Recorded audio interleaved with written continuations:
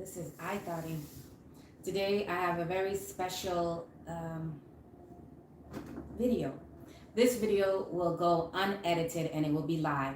I will make an edited version which I will put text on the top and I'll make it a shorter video. But this video is not going to be edited because of course it's live, and I just want to get out this information because someone showed to me all the nonsense that's being put out there concerning the clothes, and I guess this has been going on for 4 years and it needs to stop.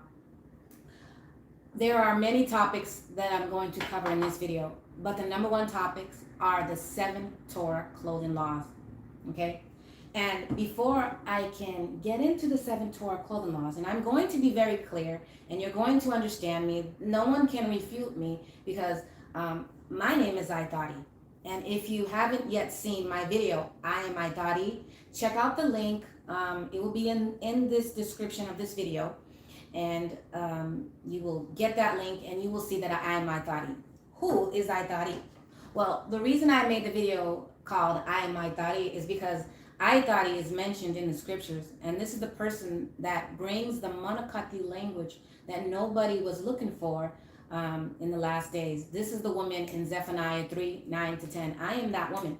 Now, I didn't seek to be this woman, and I wasn't trying to be this woman. I personally, when I received information from Yah about the language, I didn't know that a woman was called to bring it. I wrote the book, Primitive Sign Language, and I have been putting out the information since June of 2020. Yah gave me this information in a span of 7 months, okay? And then I wrote the first edition. This is the second edition. Until this day, I keep getting information concerning the Monocoty language. And Monocoty means from origin of hand signs, okay? So I have the knowledge of the ancient Hebrew language, which is from Monocoty. Hebrew comes from Monocoty. Monocoty means from hand signs. So in order for you to know Hebrew and ancient Hebrew, you need to know Monocoty. And if you don't know Monocoty, I'm sorry to say, you don't know Hebrew. You don't know ancient Hebrew. You don't know biblical Hebrew. So your priest that you trust because you deceive your heart. Okay, your heart is deceived. And this is what I want to cover. I want to cover a topic called cognitive dissonance. And I might be pronouncing it wrong because I speak another language. I'm going to try to slow it down a bit because I tend to talk fast because I speak another language. You know, besides Monocoty, I speak Cabo Verdean, Cape Verdean, okay, which is ancient Portuguese, okay. Let me introduce myself properly. Okay, you know I'm Aitari, and many of you already know that I claim to be from the tribe of Judah because I am from the tribe of Yahuda, okay? And the people who are from the tribe of Yahuda, they are the Latinos, and Luso-Africans. Luso-Africans means people who speak Portuguese who are from a so-called Afro descent. So I'm an Afro descendant of who speaks Portuguese, okay? So when I say Afro-descendant, I mean, this is the label that they give black people, I don't want to call myself black, but they call us Afro-Portuguese or, Luso-Africans is what they call us, okay? And the people who currently live in South America who have African descent, who are African descendants, they call themselves, they are called Afro-Latinos, okay? So I just wanted to be clear that the real tribe of Judah, they come from Spain and Portugal, and during the exile, we were exiled south. In Obadiah chapter 1, verse 20, it speaks concerning the tribe of Judah being pushed south, and we are from Zafarad. Zafarad is the ancient name for Spain, Portugal. And this is why basically Judah was in Spain and Portugal. Now, many people prove that the Moors were black, and they utilized many of the pictures that are in Spain and Portugal showing that the Israelites were there and the Israelites were black. Those pictures are of Luso-Africans and Afro-Latinos. Now, I don't want to digress, okay? Let's stay on the topic. I just want to let you know that I am from the tribe of Yahuda, and I am the woman in Zephaniah, and it says that the woman in Zephaniah 3:9-10, it states that she was from the dispersed, okay? The dispersed, but it uses a different word, okay? The word is you know, I actually don't want to pronounce this word because it has an English word that it sounds like, and the English word is a gross word. So the word isn't gross. It's the English word that it sounds like it is gross, and I'm not going to say it. But the word has been translated as the dispersed, okay? And so the people in the scriptures that were called the dispersed were the people from the nation of Judah, basically the Judeans, okay? And the Judeans were brought down to three tribes. Let me see, I believe it was Judah, Levi, and I believe Benjamin was part of that tribe. These three tribes were called the Jews, okay? And then you have the tribe that was called the Israelites. The group of the 10 tribes, they were all called the Israelites, and those basically the rest of the tribes. So the Israelites were called the scattered. So the scriptures does differentiate between the Judeans and the Israelites. The Israelites are the scattered, and the dispersed are the people from the Judeans. And you can research this, okay? I don't have my notes on that right now. I have the scriptures in my knowledge, but I don't want to digress. I want to stay on the topic. And the topic is the clothes, the 7 Torah clothing laws. And before I can go into this, I want to bring to your attention some very false teachings. And this false teaching was brought to me, and I'm disgusted by it. I couldn't sleep last night. And I was just tossing and turning, looking at this brother's video, and I can't stand ignorance, and I can't stand people lying. But I seriously can't stand people lying against the Torah. We're called to keep the Torah, okay? Let's get into that. Proverbs 19 and 6. Proverbs 19 and 6. Okay, let's look into that.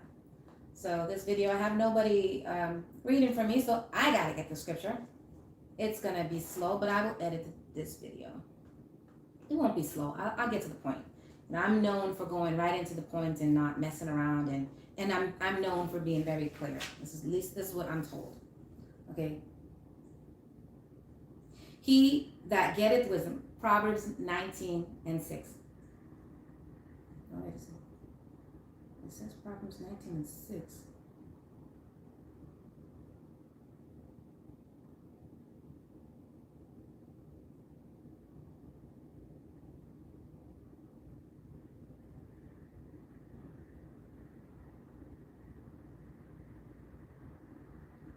You know, it says Proverbs 19 and 6 in my notes, but clearly that's not the scripture. It's Proverbs 19 and 16, okay? He that keepeth the commandments keepeth his own soul, but he that despiseth his ways shall die. Now, the scripture actually doesn't say that. In the language, it says something different. Number one, the word keep is the word shamar. The word shamar is basically watching, observing, and guarding. This is the symbolic, you could say hand sign, but it's not signed with your hand, it's signed with your body. This is how you sign shamar.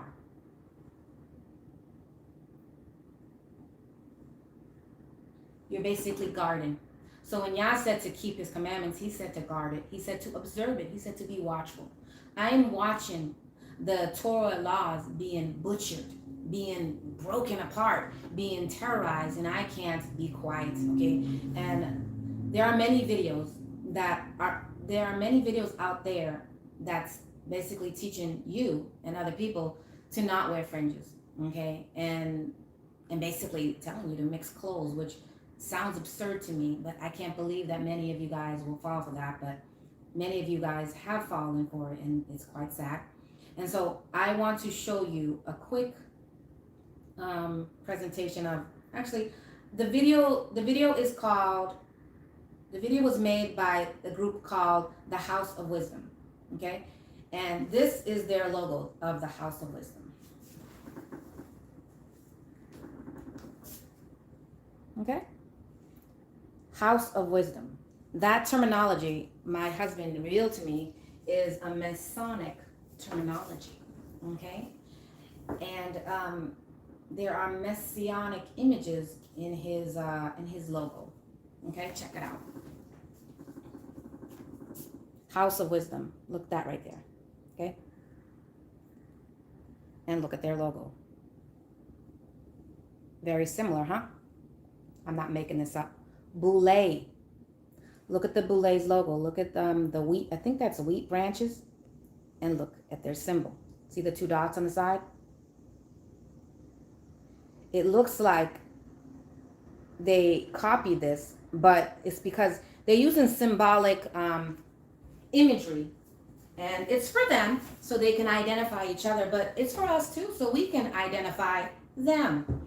Okay, the House of Wisdom to me seems like an Israelite group who has Messianic undertones. They could be in bed with, the Masons. They could be Boule disguising themselves as Israelites. How do we know? Well, they are attacking the Torah. Let's get into the first of the 7 Torah clothing laws. The first one is Isaiah 8 and 20. And you'll see what I mean in a second. Isaiah 8 and 20. Okay, let's get that. Isaiah 8 and 20. Okay. I'm utilizing my phone in this so I can look up the Manakati words quickly on the internet while I talk to you. Okay. 8 and 20. Isaiah 8 and 20. I'm going to read from the King James. And when I need to, I will go into the Manakati language. And it shall... Is it really 8 and 20? I think I read it wrong.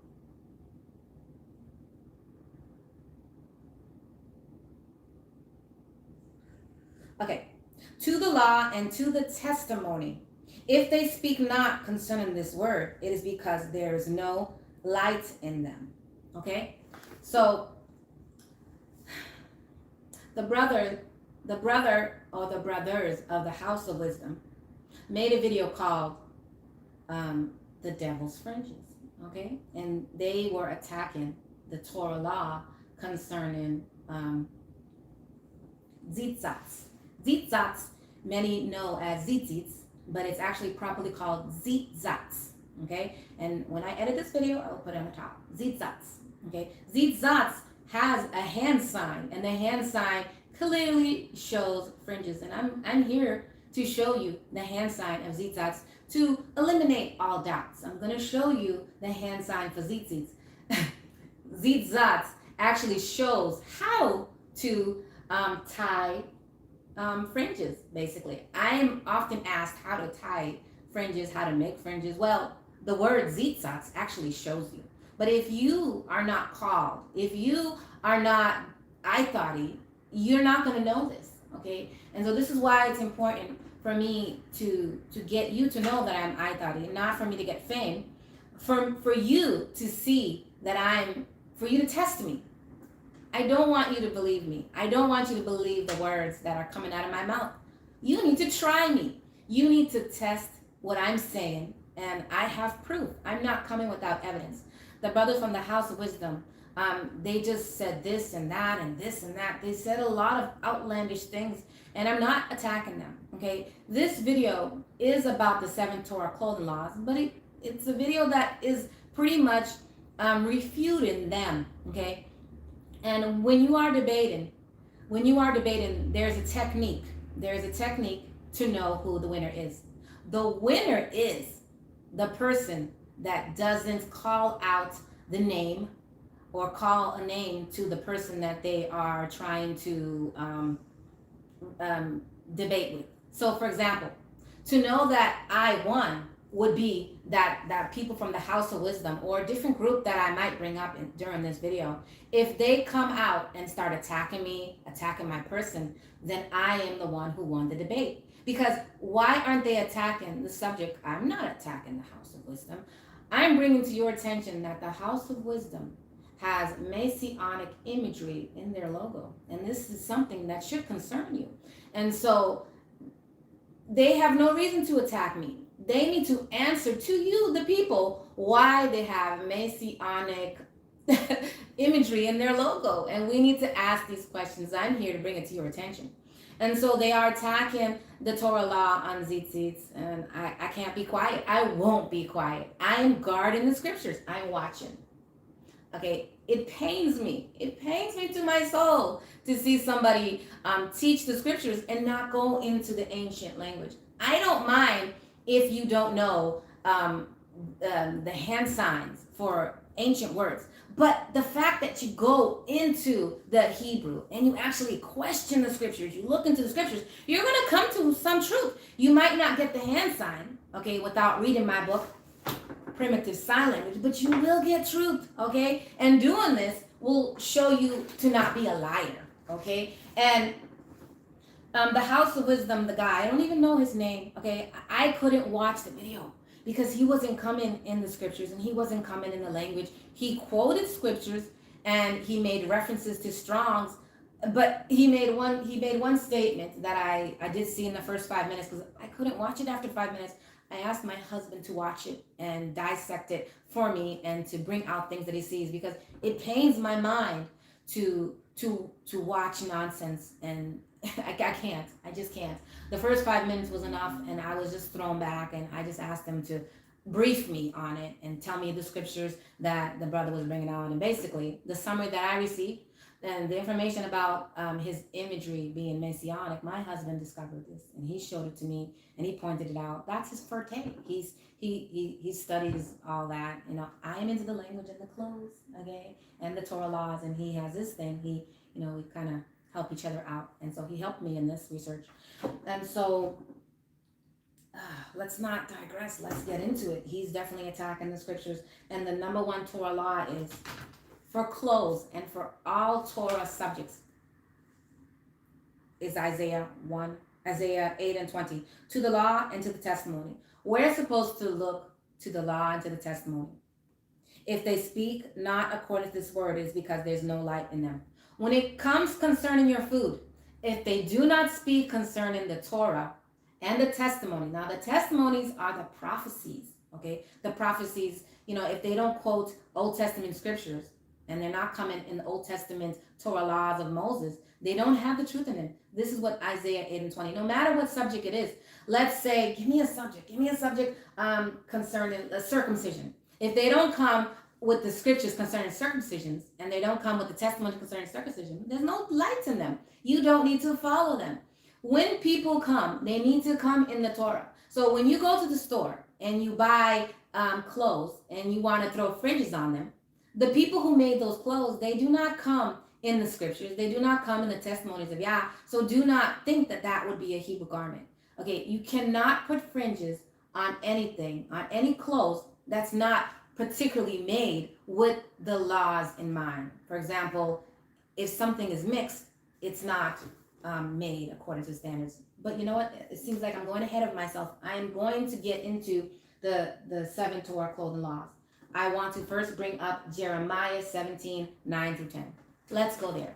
Jeremiah 17, 9 to 10. So number one, clothing Torah law is the person that makes your clothes has to come in the scriptures. They have to come in the Torah law and the prophecies. If they don't, they've already broke the commandments because they're not going to apply the rest of the 6 laws.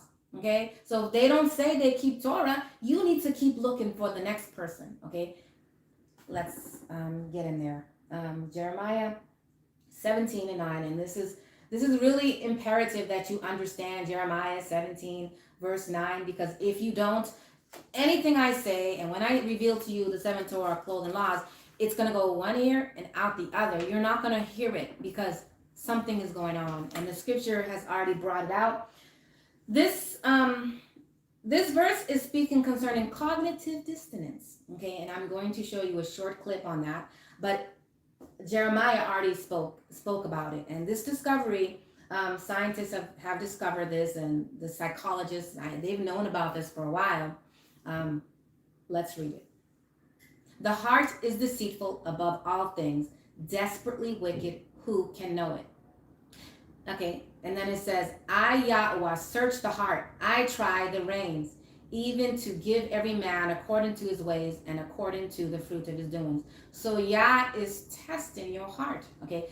But verse 9 was not properly translated, okay? I already did the work before this video started concerning the Monocotic symbols, and it doesn't say, Jeremiah 17 and 9 does not say the heart is deceitful above all things, okay? It actually says the heart of everyone binds, okay? And I'm going to show you the Monocotic symbols for the word bind. The word bind is Aikub. Aikub is signed like this. Jacob. Jacob was called Ye-Ikub. Ye-Ikub. Okay? Ye-Ikub means he binds. So when Jacob came out, and Jacob, for those who don't know, is the two sons of Isaac. Sorry. See, this is the part, if I edit this video, I would edit that out. Okay.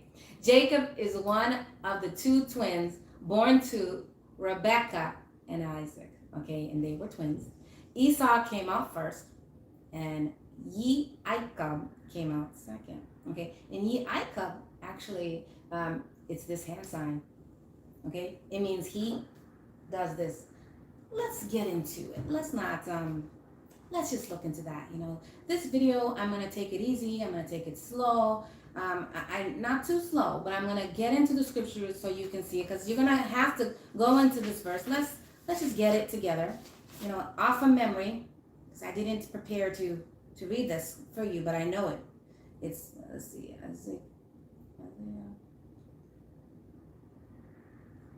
I'm pretty sure it's just Genesis 25. Let's see if we can get it. Okay, Genesis 25, verse 24. You know what? Let's read a little bit ahead. Genesis 25, verse 21. Let's read how Rebekah, before the days of her delivery, what happened. Genesis 25, verse 21. And Isaac entreated Yahweh for his wife because she was barren, and Yahweh was entreated of him, and Rebekah, his wife, conceived. And the children struggled within her. So right away we know she had twins. She was having twins. And she said, if it be so, why am I thus? The term, if it be so, why am I thus, is not there in the original language. It actually says, if I am rooted, if it is rooted. Basically, the placenta, if you look at the image of a placenta, it's actually a root. It's a root that is implanted in the woman, and the children, it's basically a connector for the mother and the child, so the child can eat. So the root is implanted in the mother, and the children grow off of it through the umbilical cord. So basically, a baby is a woman's fruit, literally inside her. Okay, and so the baby grows in water, and this is why the word I'll put it up here after I edit this video on my second time. Is the name for mother, and has the symbol, the mayim symbol. The mayim symbol is called water. Okay, and you're not a mother until you carry a child in water. Okay, so even if the child dies, God forbid, you're still a mother because you actually carried that baby in water. Okay, I don't want to take away from the scriptures, but let's get into it. Okay, so she actually said, if I am rooted, why is this going on? Why am I in pain? Why is this struggle? Okay, so the whole term, if it be so, is confusing. Okay, she was asking if this pregnancy is going to continue, why all this pain? Why all this struggle? So she's asking y'all this question. Okay, and this is why we need to study Manakati language. I can't emphasize it because we're not going to get the full understanding of the scripture. We're going to miss little details. I don't want to miss a thing. I don't know about you, but I don't want to miss a thing because it's imperative that we know the words and the symbols so we can be able to identify the potential mistakes in the translation, and there are many. I can make video after video after video of all the mistranslations, but that would it would be continuous, and I'm probably eventually going to start doing that. Let's continue. And she went to inquire of Yahweh.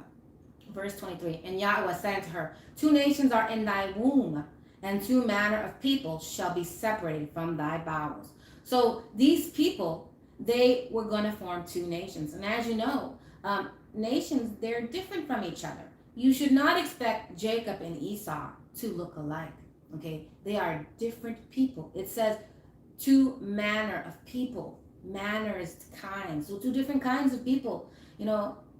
This is a translation, but this is a good translation. Okay, they translated it proper. I don't know why some people want to assume just because they're twins that they have to look alike. Jacob and Esau did not look alike. Number one, You ever heard of, what you call it? What they call it? Fraternal twins. Okay, they were fraternal twins. They didn't look alike. There were two nations. And the one people shall be stronger than the other people. Which people was stronger? We already know Jacob or Jacob was the stronger one. The elder shall serve the younger. So whoever is born first will serve. I'm seeing a comment. I have to get closer because I can't see it. Oh, it went away. It's really difficult for me to see the comment. The video is kind of far, so I can't even see the comments later. YouTube erases them, so it might be kind of pointless for you to comment unless you guys can talk to each other, because I can't see it. I can't make it out. It's too far, but I did miss the comment. So let's see here. Let's see. So, okay. And verse 24. And when her days to be delivered were fulfilled, behold, there were twins in her womb. And the first came out red. So the first is the elder, which is going to serve the younger, according to the prophecy. So we already know that this child is going to serve. And he was all over like a hairy garment. And they called his name Esau. That word Esau. Okay, I'm going to have to write it down because I've actually already broke down the word Esau before. And I don't know if you guys want me to break it down now. Do you want me to break down Esau? Because he was born first, and Esau didn't like that name for a reason. This name indicated that he would be a servant. Okay. Let me get into it. I feel like you want to know. Okay, you want to know. Let's just go into Genesis. Let me grab the breakdown for Esau. Genesis 25, 24. I just want to get the strong concordance so I can give it to you so you can check it for yourself, so you can, it's all about proving. Truth is not about believing. I don't want you to have faith in me. I don't want you to believe me. I want you to be convinced according to the truth that I can reveal to you. If I can't reveal to you the truth, don't believe me. Ask questions. I'll show you. Okay? So let's see here. It's not verse 24. It's first came out red, and his name was Esau. Esau is given the Strong's number 6-15. So let's click on that. Okay? And I'm using Bible.cc. Okay? Bible.cc is a great tool because they have links here. Right here, you can click on Strong's and you're able to get to different areas. Let me back up. This is Genesis 25:25. And when I go to Bible.cc, I always click on the Hebrew, and they break down, and they give me the Strong's number, and they break it down. But just because it's translated here doesn't mean it's correct. You need to do diligent search by clicking here, and it gets to the root of the word, okay? And basically, you have to look into all the scriptures to confirm it, okay? This is one way you can check the scriptures to confirm that they actually translated it right. And so we can see Esau in many scriptures right there. And so we can also find out where the name Esau comes from, utilizing, even if you don't know the Manakati language, even if you don't know the sign language or the symbolic meaning, you can still do a great investigation utilizing this method. Okay, so Esau comes from, sometimes they tell you the word that a word comes from and they're lying. You might not be able to know unless you do further research on those symbols. But let me click on it. I think that at this point, they did not. Okay, they say it comes from another word, means, they said it means to press and to squeeze. Okay, but, in my investigation, I did not see that. Esau comes from the word to do and to make. Okay, so let's see. In that word, trying to click on it here. They don't really give you Aish.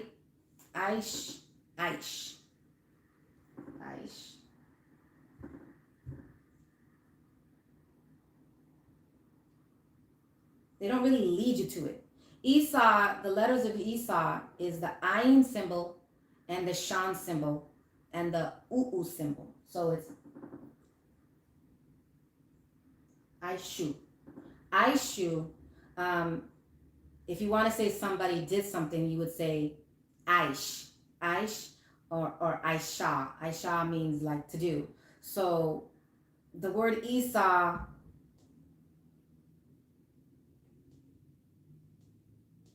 the word Esau basically means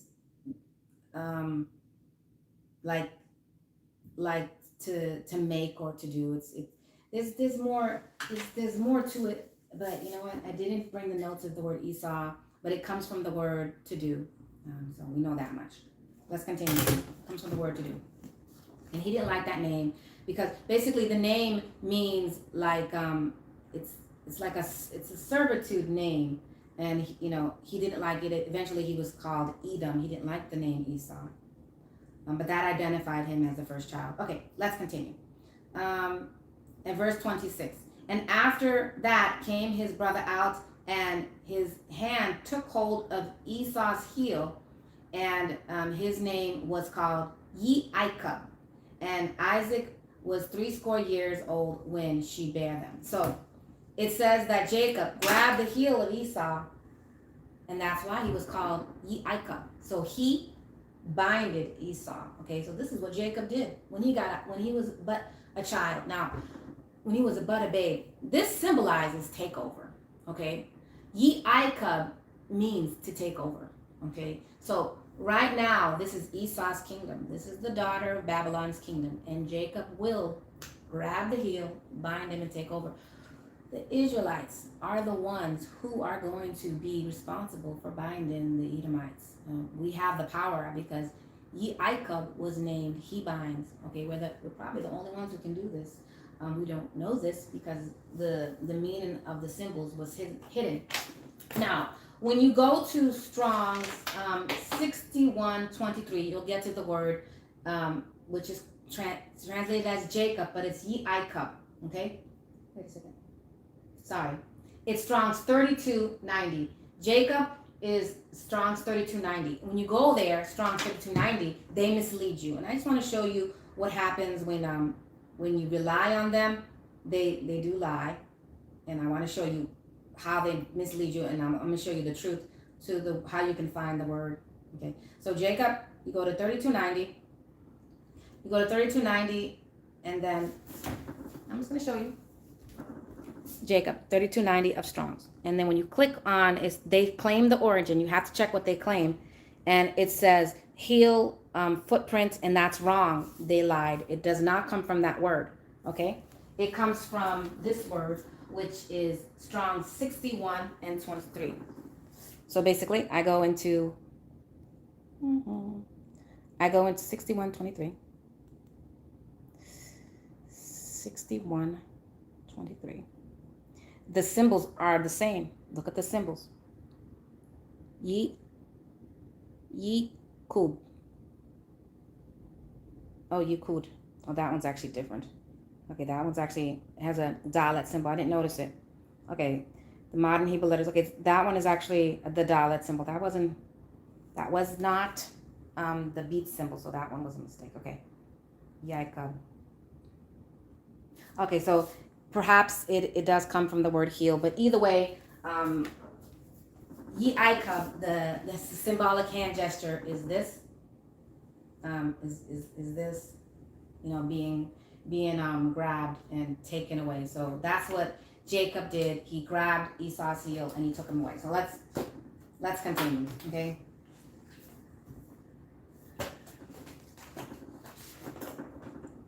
Jeremiah 17 and 9. We have to go back into that. Jeremiah 17 and 9. The heart being deceived. The heart of everyone. Basically, this is the word. Aikud. Okay, so this is what the heart does. It grabs you and it takes you away. Okay, and that's what the translation actually literally says. Jeremiah 17 and 9. Jeremiah 17:9. I just want to translate what it really says. And they said, and desperately wicked. It doesn't say desperately wicked. It says it grows sicker. The word for wicked is not what they stated is. It's actually, if you click on the word for wicked, it actually brings to the word incurable or sick. So that is the proper translation. They say it grows desperately wicked, and it just doesn't say that. It just says it gets sicker. And then the next they say, who can know it? The scripture doesn't say who can know it. It says, how can we know? Now, the suffix nu is the noon symbol and the symbol at the end of a word. That communicates we or us. They said, who can know it? Okay, but you can see that they didn't translate the word we. So clearly that is a mistranslation. It says, how can we know it? So when your heart is deceived, how can you know it? Is what Jeremiah is asking you. The heart is desperately, the heart takes you and goes away with you, to whatever you want. Okay, the heart can deceive you, and it can grow sicker and sicker, gets worse and worse. If you start believing in a lie, you will grow sicker and sicker and sicker until you stop believing that lie. This is going to lead me into cognitive dissonance, and this is what I want to bring out before I go into the 7 Torah clothing laws. This is mind blowing. This is mind. Now I can see your comments. I'm getting closer. Do you believe baby inside the womb comes back to the lineage of the man? Okay, I'm not going to go into that right now, but the Manakati language actually. I actually don't want to go into that, but I'll make another video concerning that. I see proof in the language concerning reincarnation. I do see that proof according to the words, and I'll talk about that later. But we are who our father is. I cover that in our book. You can't, like the Israelites always taught, you can't plant an orange seed and think you're going to get grapes. You're going to get oranges, okay? We are who our father is. We are who our mother is too, according to the flesh. But Yah said he chose the seed of yeshar'al. And so our appearance, Yah's not going to choose us according to our appearance. And this is what we have to, get over ourselves. This world has taught us to be racist and to judge people by their looks, but Yah doesn't do that, okay? You can't think somebody who's black and has woolly hair is an Israelite. That would be foolish. And also, you can't think somebody who's light-skinned and maybe has silky hair is not an Israelite. You can't judge somebody. It's not your job to say someone is an Israelite and somebody isn't. Now, there are signs that someone is an Israelite, so it's good to know, but do not deceive yourselves. Esau can look like us. It's mind-blowing. There are black Edomites out there, okay? And there are people who might look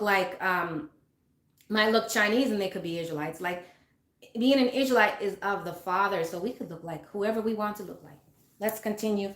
I want to show you cognitive dissonance. So we learn in Jeremiah that the heart can deceive us. Let me see. I agree, sister. Okay. All right. So let's I gotta show you. You are going to be I'm gonna make a video concerning cognitive dissonance, and it's going to cover everything that I'm already covering, but it's going to be in more detail.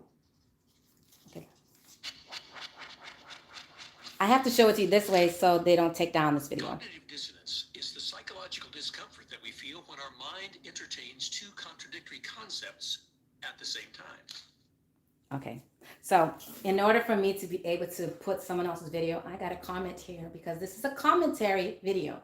Okay, so I'm going to show it to you, and I will provide the link for this video in the description. Okay, so this is what it is. We are people who are going back and forth in the scriptures. They're entertaining two contradictions. When you entertain two contradictions, you might fall for what your heart wants to believe. You might believe what's convenient for your heart. For example, I should smoke because I enjoy it. And I shouldn't smoke because it causes cancer. When the concepts have ethical implications, this discomfort is called moral dissonance or ethical dissonance.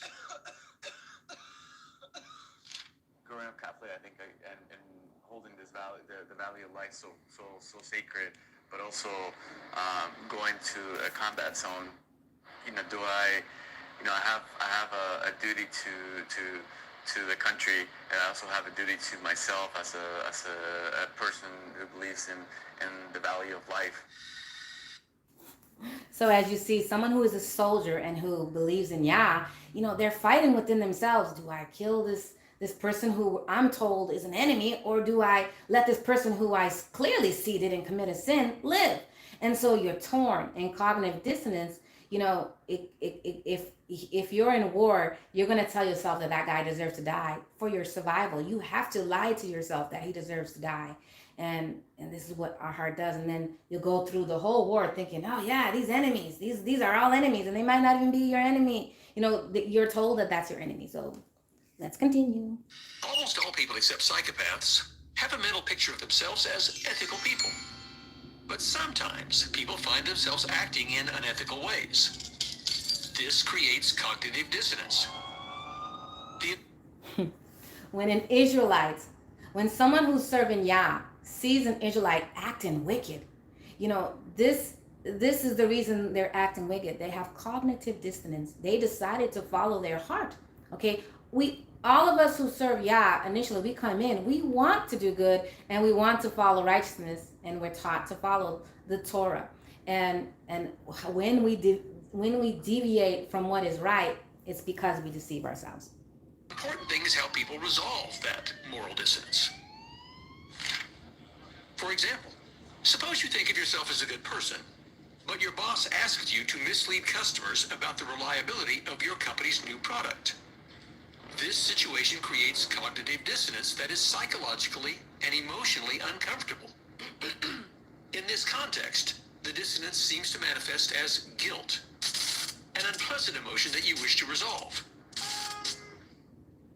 Now, some people will react to this dissonance by refusing to mislead customers, opting to resolve the conflict by acting honestly in order to preserve their self-image. Unfortunately, many people will resolve the dissonance without doing the right thing. For example, they may decide that product misrepresentations are not so unethical after all, because, well, customers should be able to look out for themselves. Or they may rationalize that they are only doing what they've been ordered to do, so it's someone else's fault. Or they may try to learn as little as possible about the product so that they can view their misrepresentations as innocently ignorant rather than intentionally dishonest. So you see, they give an example of the salesperson. The salesperson has to lie to himself and gives himself excuses, which eventually he starts to believe. This is Jeremiah 17, verse 9, coming out. Once you accept a lie, you start deceiving yourselves, okay?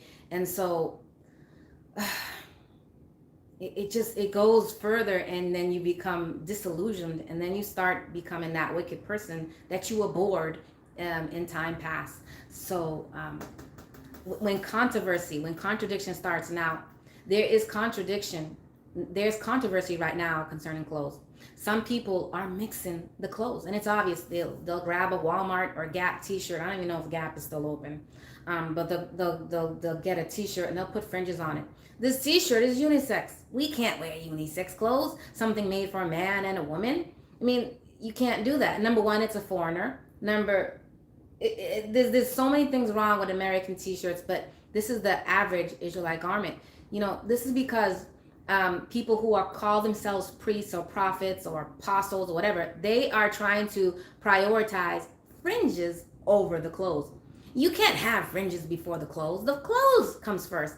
Should be obvious. It's like putting the cart before, what is the term go? Put in the cart before the horse? I mean, I don't know. I think that's the term. You can't think about fringes until you got clothes. Get your clothes first, make your clothes righteous, and then worry about your fringes.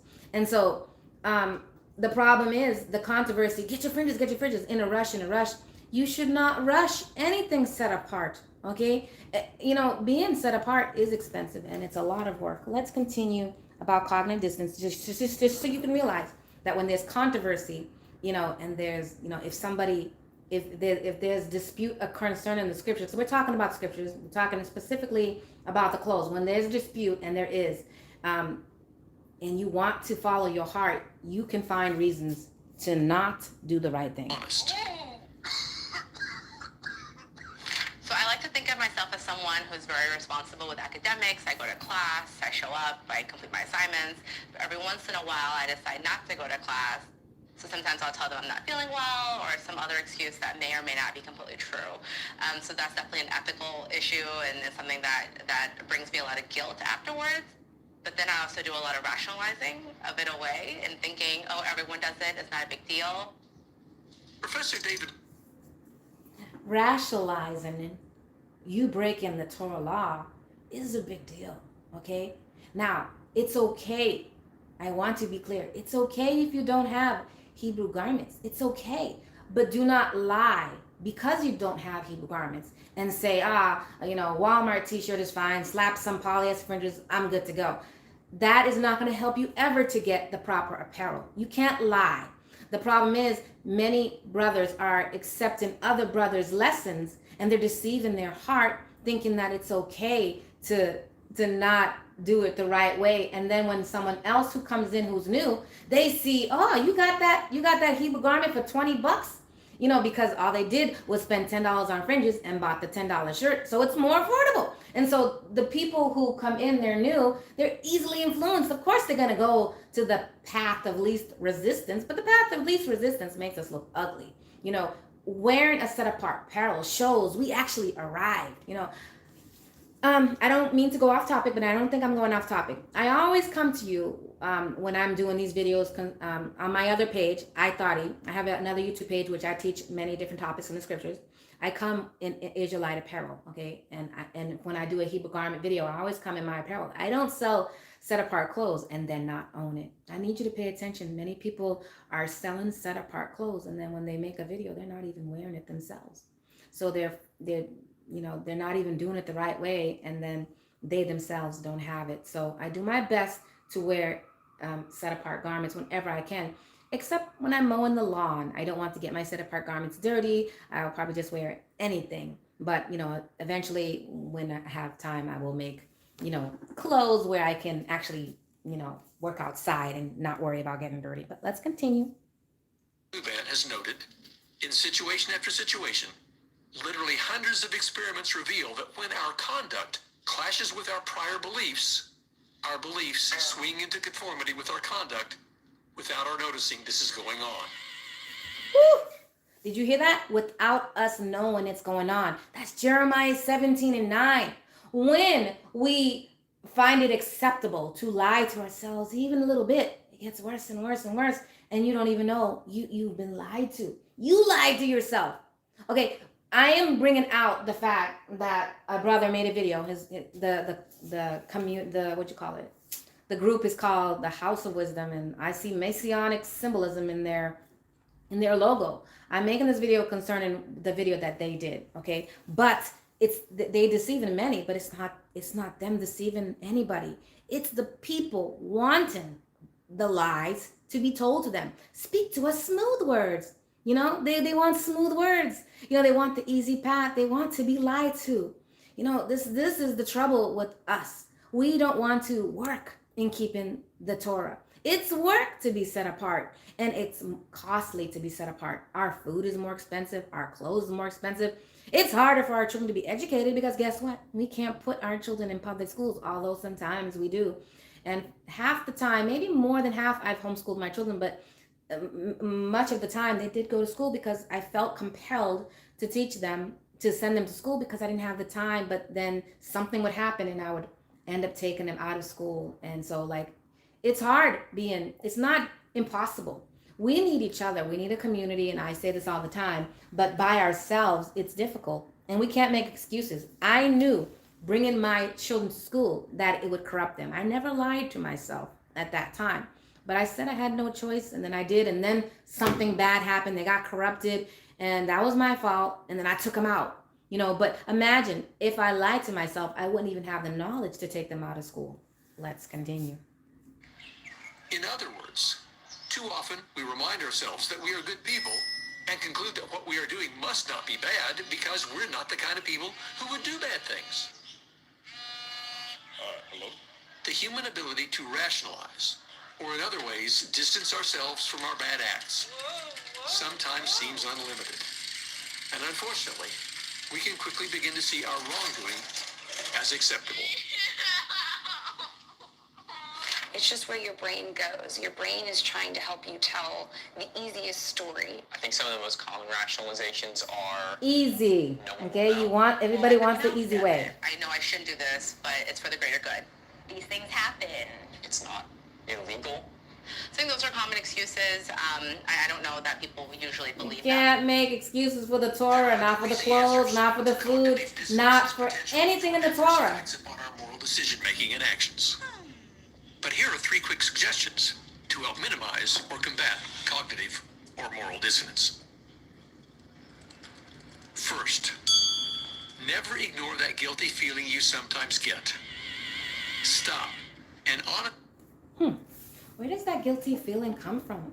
That guilty feeling is your conscience, okay? That guilty feeling is your gut, okay? Your intuition. That's Yah speaking to you. Okay, so before your heart deceives you, there are warning signs. Yah is trying to get you away from that, and then you shoo it away. You know, they usually say that you have a good angel and a bad angel, you know, and so you need to listen to that voice of truth, okay? And not push it away. As soon as you push it away, you're not even going to know how far you went off, and it's going to be hard to grab you. The reason why I'm showing you about cognitive dissonance in Jeremiah 17:9, because I can show you all day long the 7 Torah clothing laws. You're not going to hear me if you've already been deceived. Okay, I need you to get away from your you cause yourself to be hypnotized into believing your lies. I need you to know that this is a possibility. Okay, pause this video. Go reflect. Go reflect on all the times and all the things that you've lied to yourself and fix it. And then you can come back and watch the 7 Torah clothing laws. If you've deceived yourself, I need you to really question yourself. Analyze why you are feeling it. Second, study the many means our minds use to distance us from our immoral actions and guard against them. Guard. That's the word shamar. Get to know the most common rationalizations that people use to excuse themselves from living up to their own ethical standards. And let those rationalizations be a warning to you whenever. If you start to rationalize anything in the scriptures, let that be a warning. If you start to rationalize, oh, yeah, this pork just touched my meat. You know, I ordered a sub and I saw it in my eyes. I'm going to eat it. There's nothing to eat. That's you rationalizing. You know you can't eat that sub if the pork touched it. This is an unclean land. We cannot lie to ourselves. Now, if you decide to eat that sandwich, it's better that you eat it knowing that you're in sin than for you to eat it and lie to yourself, because that lie will make you become stupid. A fool will make you be deceived, okay? I'm not telling you to eat that sandwich that touched the pork, but I'm telling you the risk of you being disillusioned and yet further taken away, like the heart will bind you and take you away. You know, Yah's trying your heart. Long story short, everything we're doing, Yah's testing us. You hear yourself using them. I think everybody wants to feel like we make good decisions all the time, which can't happen. You know, you want to feel better or good or positive about the decisions you're making. So it's always easy for us to judge ourselves in a good way and rationalize the things we do. But if you're aware that that's where your brain's going to take you, if you're aware that it's so easy to say, well, this is why I chose to do something. This is why it's important for us not to think so highly of ourselves. We need to be able to see the mote in our eye. I don't like to quote New Testament scriptures. I don't believe in the New Testament, okay? The New Testament was not written in the original language. I'm not going to try to debate that. This is not that video, but I don't like to. But, you know, that is true. It is hard to see ourselves. That's why when somebody righteous, when somebody set apart says, hey, sister, it looks like you're wearing, you know, those fringes on some American clothes. You shouldn't do that. That person needs to be able to hear that righteous person. That person's righteous. Maybe they got a point. But if you think you're righteous all the time, you're not even be able to hear the righteous person when they try to help you. Okay, I'm trying to help you right now. I don't want you to attack me. I want you to listen to the evidence that I'm providing. Don't attack me, because this is not me that's speaking. I'm coming with the scriptures. I'm coming with evidence. You know, if you're from the house of wisdom, I'm not attacking you. I am wanting you to explain to us why you have messianic symbolisms in your logo, and why you personally, number one, you don't know the language, and yet you here are teaching people the breakdowns of the language, and you're false, and I'm going to show you that you're false. Now, don't attack me or my person, that will show that you actually are the one in loss of this debate. Because if you're going to make a video, reply to what I'm actually saying and not to my person. Otherwise, you're showing yourself to lack wisdom and that you've lost the debate.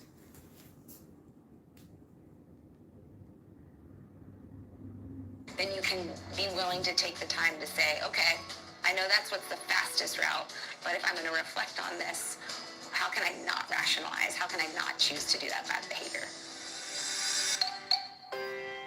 Okay, so we cannot rationalize our bad behaviors. Now I can show you the 7 Torah clothing laws. I'm excited. I'm excited to show it to you, and I'm going to show you the hand gestures, and I'm going to break down scriptures. This is great. I'm excited. I can't wait. Here we go. Got my notes right here. Okay, so I've already showed you Isaiah. Isaiah 8 and 20 is the first 7 clothing Torah law, is the person making your clothes, and this concerns all things scriptural. Any subject concerned. How about food? I'm using food because it's, it's not related to clothes, but it shows that we can get our food from foreigners. But if they do not come knowing the Torah laws, this sister who I value very much, she's young, Shari. She's a beautiful sister, and she showed me a video from Damien, and I know many people, they follow Damien, and I like Damien. He buys my clothes. And basically, Damien explained how this world's meat is unclean, and the blood is left in the meat, but and also they make fake blood, and this fake blood is not food. It just preserves the meat, and so we're not supposed to have blood. We're not supposed to eat blood. So we can't have cognitive dissonance and then rationalize, well, I gotta eat meat. No, you don't have to eat meat. You can eat something else, or you can move and go buy a lamb, put it on your land, and pay somebody to kill that lamb or the cow, and you drain the blood. Make sure it's drained. You don't have to be the one to do it, and then you can eat meat. We can't make excuses. So if today I go get ground beef from the store, and it's going to be bloody, I can't rationalize, oh, I can eat it because I don't live on a farm. I'm going to have to eat that meat in truth. Man, there's some blood in this meat. I guess I'll soak it. According to what Damien recommended, he said, soak the blood, soak the meat in water, put some salt on it, properly drain it out. That is a great recommendation while you're in Babylon. But the long-term solution is to get away from the other nations. Yah never said for us to eat their food. Yah never said for us to wear their clothes. Yah never said for us to follow them. What he did say is for us to gather together, for us to not let them teach our children. Like, we are defiling ourselves, and we're rationalizing it. We are having cognitive dissonance on everything, and this is why we're not perfect. This is why our heart is being deceived. And so when 1,000 people come into the truth, 900 of them will eventually fall out because of cognitive dissonance. They lie to themselves, and they start breaking commandments. They come in with a pure heart and intentions are good, but leaders are causing them, I'm not blaming on any leaders. Their heart is being deceived because they allow it. Now that we know that the heart is binding, it carries us and it can take us away. We won't let that happen. Okay, we're not gonna let that happen. So Isaiah 8 and 20, write it in your notes. Manufacturers of clothes need to adhere to the 7 Torah clothing laws. If you go to somebody else, and I don't need you to buy clothes from me. I love it because I love sewing my clothes and I love you to have it. But, I can't sew for everybody. Let's be honest. I'm one person. So if they don't know the 7 Torah clothing laws, should you buy the clothes from them, even if they're an Israelite? So I'm not telling you to buy from an Israelite. I'm telling you to buy from someone who knows the 7 Torah clothing laws. However, you do want to keep money in the community, so you probably want to buy from an Israelite because uplift your people will buy from you, will help each other. We're not supposed to be doing business with other nations. Okay, now, 2nd Torah clothing law. Now, by the way, these clothing laws are not known. They're not known by the people because I'm the one who teaches it. Now, I've taught it, and I've taught it before, and I put the information out. This is the full video that I'm making, releasing the information, and eventually I will have my book out, which is going to reveal other things and other symbolic meanings. I actually a few years ago, I actually started my book and I was going to release it, but the language hindered me from releasing that book. And many have not brought up that I did write the book. I started writing the book and I had the book Righteous Clothing Laws, and I didn't feel in my heart that I should release it, so I stopped it. I actually have a witchcraft book, not to teach witchcraft, to teach against witchcraft. And I started writing the book and I stopped because of the language. I didn't want to release information without me having the knowledge of language. Then I said, you know what? I can't write my book against witchcraft. I can't write my book against the clothes. I have another book that was out before all of this, is about marriage. I started that book. I went to 150 pages. I stopped because of the language. I don't want to teach you anything without showing you evidence. That's how I'm stern. Like if I can't prove to you in the language, I just want to be quiet. I'd rather wait until Yah gives me the information. So I said, you know what? I got 3 books that I can't release because of the language. I prayed to Yah and he revealed to me the language, the origins of ancient Hebrew, and it comes from hand signs. And I have that knowledge because Yah gave it to me. And I am my thoughty according to Zephaniah 3:9-10. But anyways, I think I just forgot where it was going. See, this is the part where you have to edit the video, edit it out, because I totally forgot. Okay, I am on Zephaniah chapter 2, verse 8. Okay, the second clothing Torah law. Okay, the second clothing Torah law is clothes have to be styled according to our culture. Okay, so let's go to Zephaniah chapter 2, verse 8. Oh yeah, the reason why I mentioned that was because I didn't release my book on the clothes because of the language, and then I finally said, you know what, I gotta get the information in language, and I didn't want to follow people's teachings. I noticed it was off. People didn't know biblical Hebrew, so I prayed to Yah, and the information of this book came. So now that this book is here, I have the information to complete my book, The Righteous Clothing Laws, and I have the information to release my book, The Origins of Marriage, and I have the information to release the book Against the Witchcraft that will show you that we are utilizing witchcraft at this moment. As a matter of fact, this video is enchantment, okay? I'm not lying to myself. Wi-Fi is enchantment, and we are in the daughter of Babylon. The Babylonians, they used enchantment, and enchantment, this is not the video about witchcraft, but we need to know what witchcraft is so we can get away from it. Eventually, I will stop making these videos. I won't be utilizing this, but I need to reach you, okay? And we're not in a community, so you can't actually come to me other than through this video. So I'm not lying to myself. I'm using enchantment, and so are you. Your cell phone is an enchantment box. TV's enchantment, radio's enchantment. I'll have to prove it in that book, but that's what I wanted to bring out, and I wanted to confirm it in the language, and I did, and I have it. Okay, Zephaniah 2 and 8. Okay. That's not right.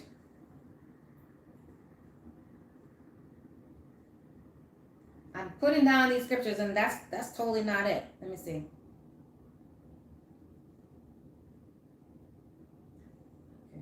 Okay, I'm gonna have to look it up because I wrote down Zephaniah 2 and 8, and it's totally not that. Let me see if it's 1 and 8.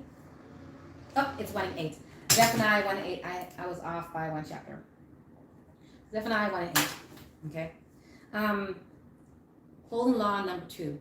And it shall come to pass in that day of Yahweh's sacrifice, I will punish the princes and the king's children and all such that are clothed with strange apparel. So Yah said he's going to punish the princes and the king's children.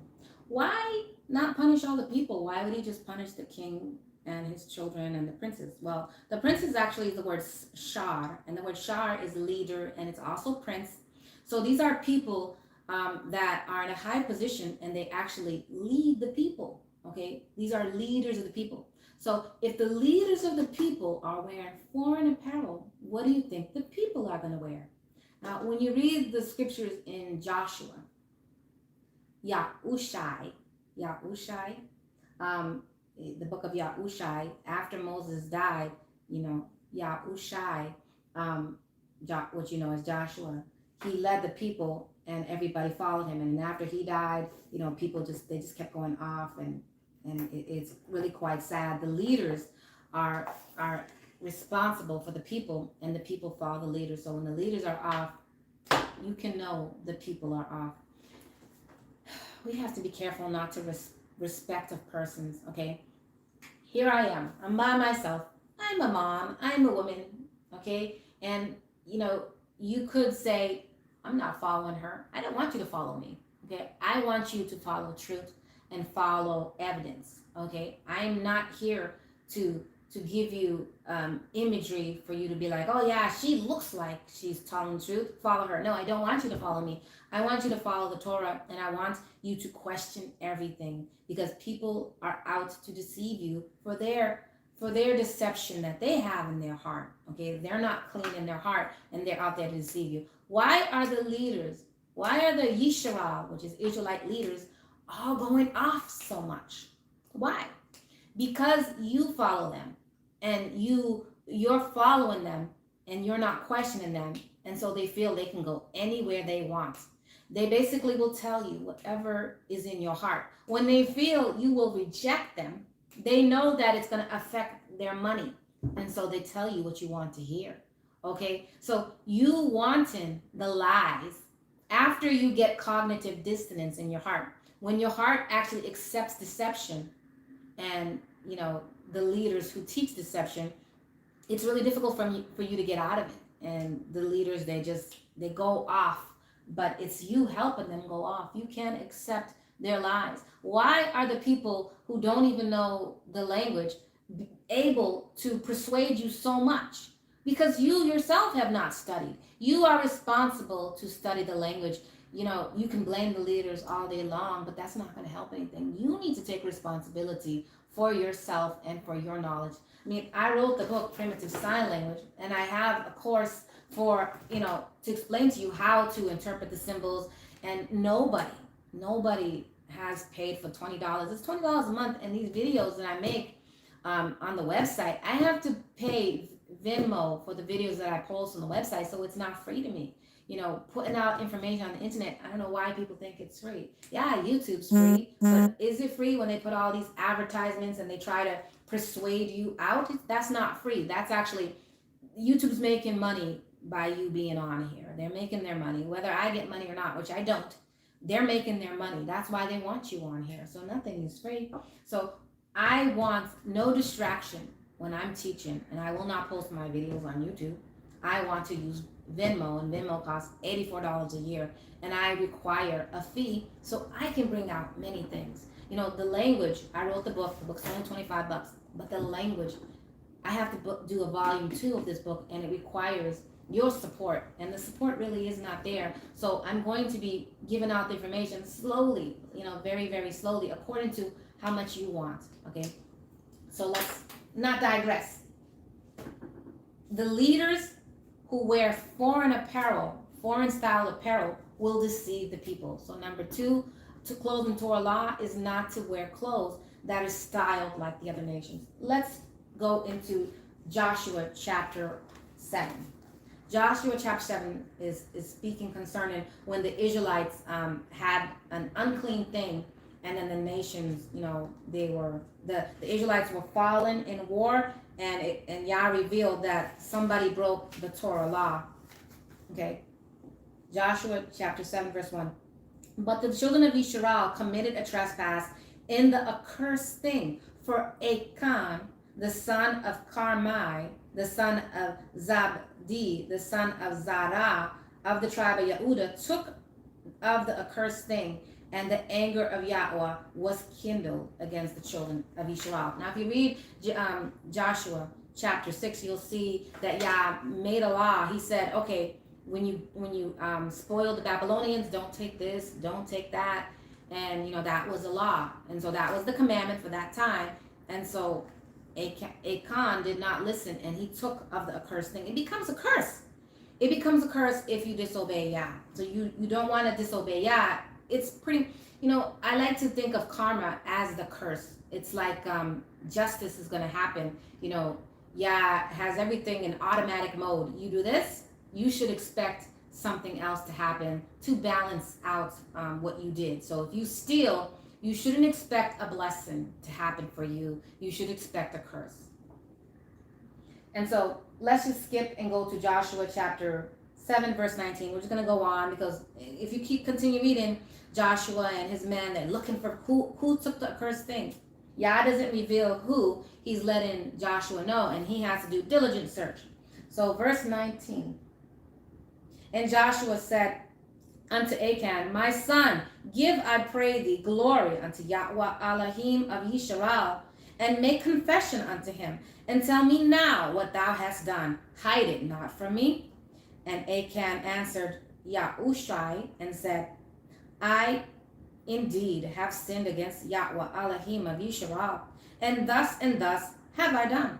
When I saw among the spoils a goodly Babylonian garment, and 200 shekels of silver, a wedge of gold, and 50 shekels weight, then I coveted them and took them, and behold, they are hid in the earth in the midst of the tent, and the silver under it.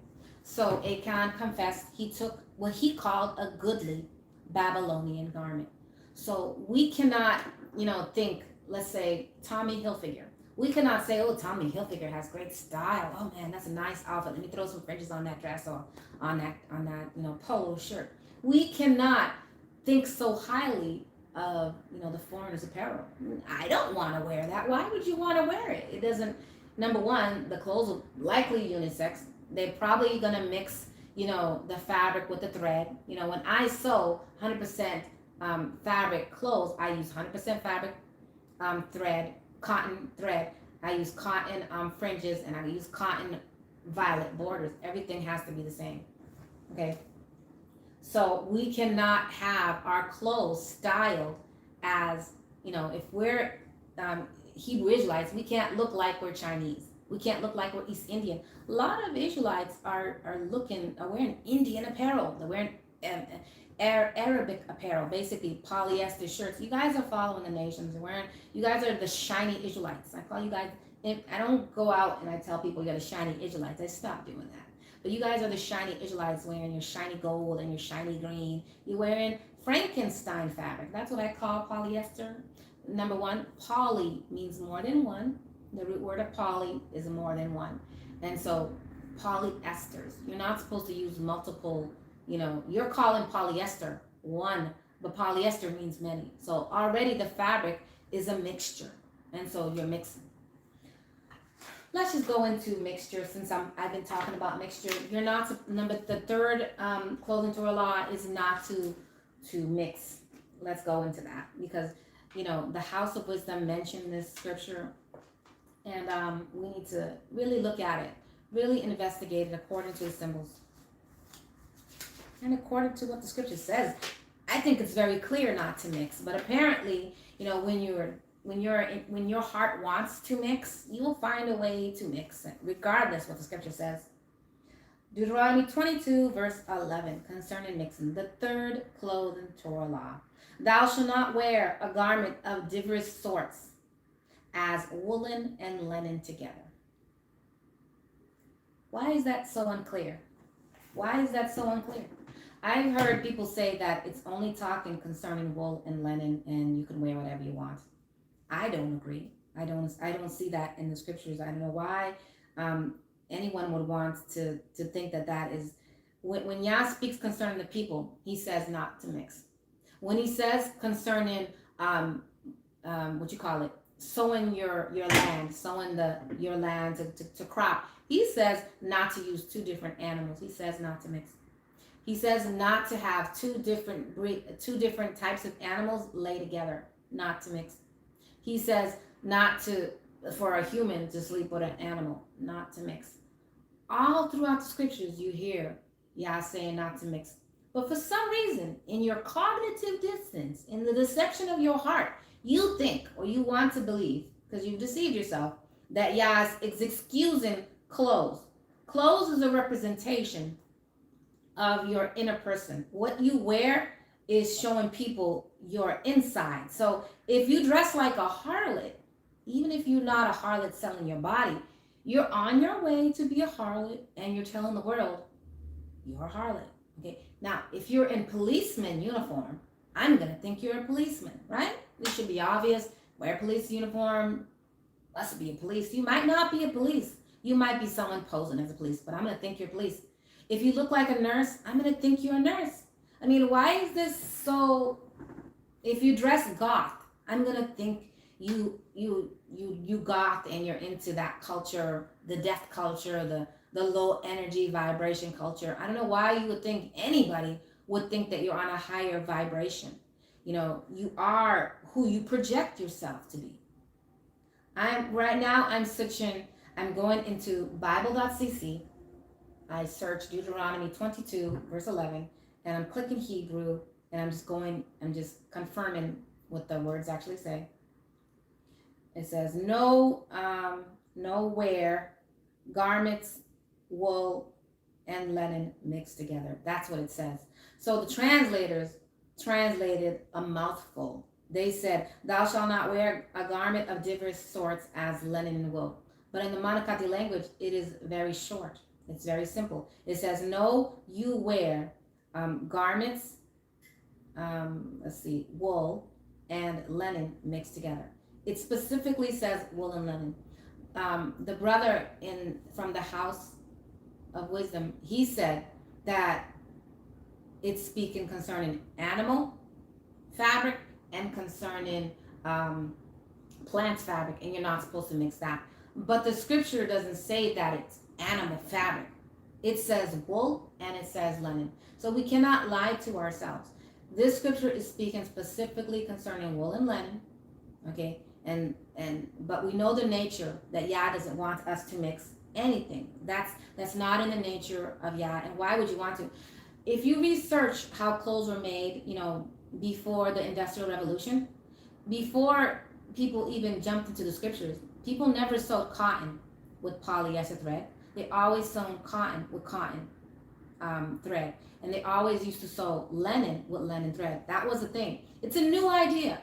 Maybe the past 50 years, people started to say, hey, let me use polyester on cotton. This is a new idea. And the reason why is because it's cheaper. They say it's stronger, but it's actually not stronger, because it's better to use the same kind of thread. It's strong. It has a better integrity for your clothes to use the same kind of thread. Now, when you're making clothes, when you're dyeing clothes, if you use, if you have a 100% cotton shirt and use polyester thread, the dye will be different on the thread. You're actually going to get a different color on the thread. So it's actually not good for your clothes. It's not good when you're dyeing. It doesn't go together. So it doesn't do good for fashion. It doesn't do good for the integrity of the garment. Why would you think Yah said it's okay? Number one, he didn't say it's okay. If you think it's okay, you're adding to the scriptures. Yah never said it's okay to mix and to wear polyester. Polyester was never invented. So the brother from the House of Wisdom, you added to the scripture,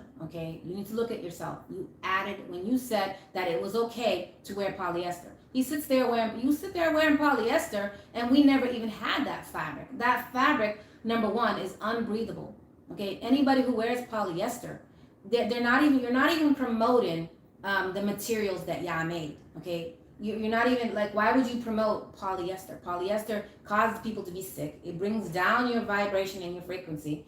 Polyester is a mixed garment. It's a mixed fabric. I mean, imagine if everybody in the world started wearing polyester. Most people are going towards that.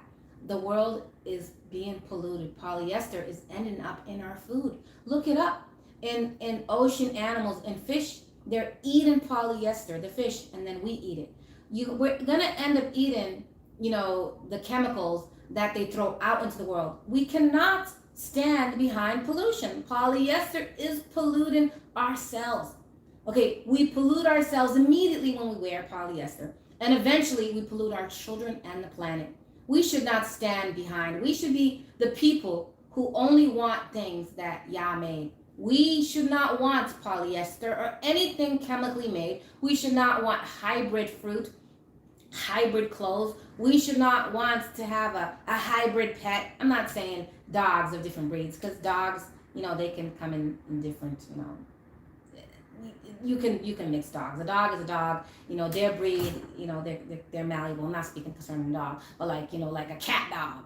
Something that we're coming into the age where they're going to be making a half human, half monkey. They've already tried. They've been trying. They probably have a half human, half monkey right now. They're promoting mixture right now. We cannot stand behind that. So to review, the first clothing Torah law, the manufacturer needs to know and stand behind the Torah and the testimonies. Second clothing Torah law is that it has to be styled according to our culture. We need to promote our culture, not someone else's culture. Okay. Number third clothing law is not to mix. It should be clear. It should be obvious. Moving on, because I know you don't got all day. Okay. The next clothing Torah law is Deuteronomy 22:5, and it's concerning unisex clothes. When you buy that Walmart t-shirt and you thinking to yourself after your heart has been deceived, yeah, let me throw on some fringes on that. That shirt is unisex because they don't follow the clothing Torah law. Let's read it. Deuteronomy 22, verse 5. Thou shalt not wear that which pertaineth unto a man, neither shall a man put on a woman's garment. For all that do so are an abomination unto Yahweh thy Elohim. That should be obvious. Okay, so when in the Genesis, when Adam and Eve's name is Ka'ua, okay, not Eve. So Adam and Ka'ua, properly pronounced, not Eve, and they were naked. And when they ate from the tree of knowledge, their eyes were open and they were hiding themselves from Yah. But Yah found out, as you know, and Yah made them clothes. Yah was the first person, according to the scripture, to sacrifice an animal to clothe Adam and Eve. So we can wear animal clothes. It seems to me that we started killing animals after we got knowledge, we got into sin. And so I'm not promoting vegetarianism, but I am stating that because we entered sin and knowledge, we started to eat animals. And so I don't think that, killing animals, I definitely don't see killing animals as sin, because Yah was the first person to do it, for us. I think killing that lamb, it was like a sacrifice for the sin that we did. And also it clothed Adam and Eve. Okay, so let's just go there. Where it's Genesis chapter 3.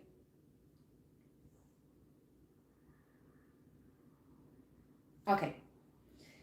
Genesis chapter 3, verse 21. And unto Adam also and his wife Yahweh made them coats of skins and clothed them. Okay. Now the word coat is katanut.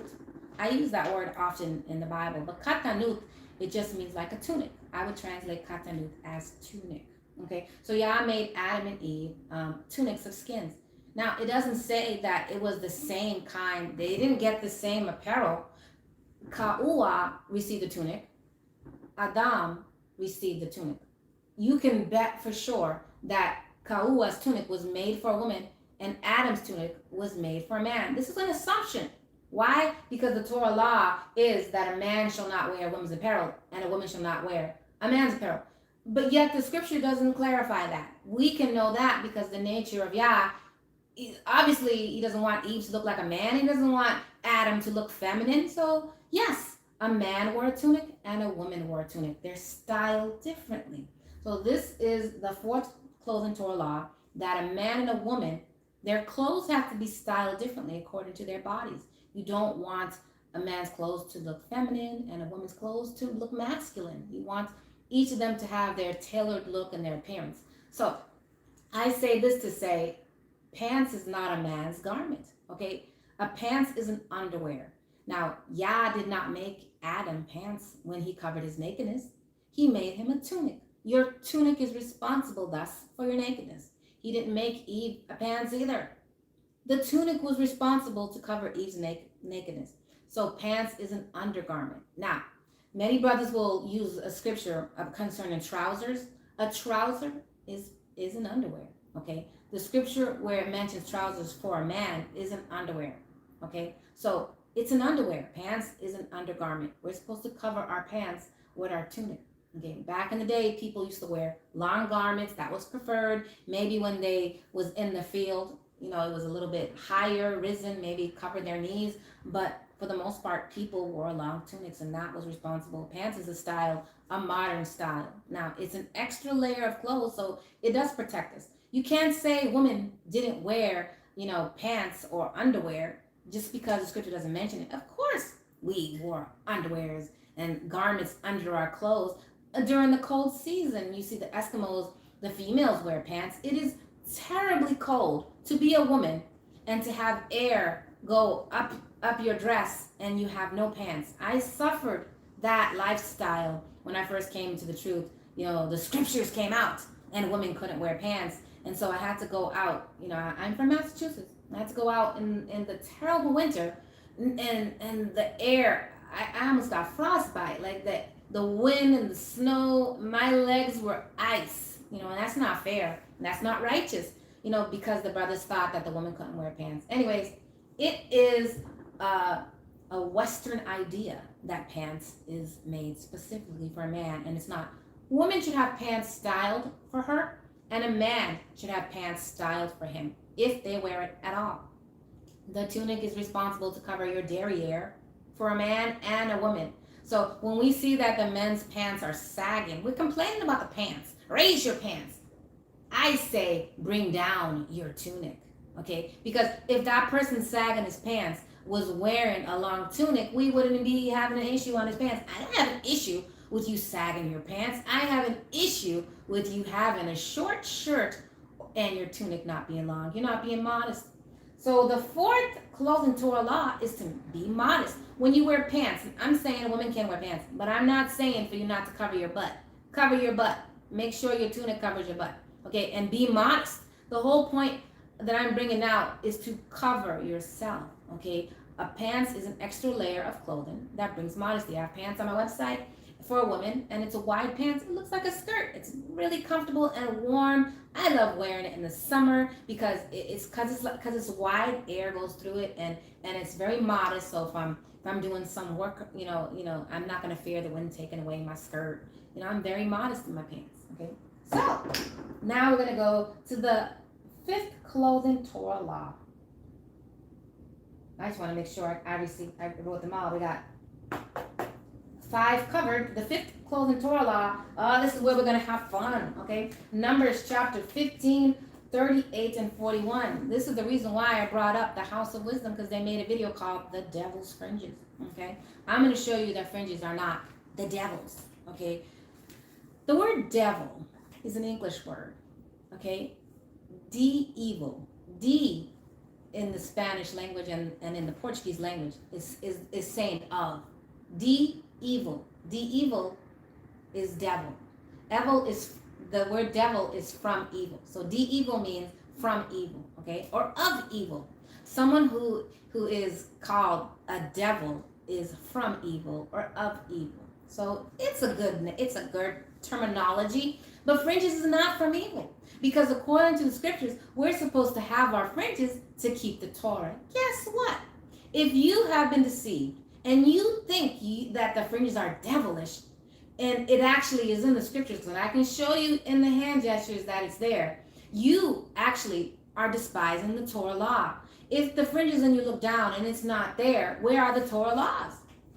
Let's just go to Numbers so you can see what I mean. And it's mind-blowing. It's mind-blowing that the word for fringe actually gives you instructions on how to tie a fringe. And I'm going to show you. Numbers chapter 15, verse 38. Give me a second because this is live. I got to check my messages. I heard some messages. I'm going to make sure everything's going good.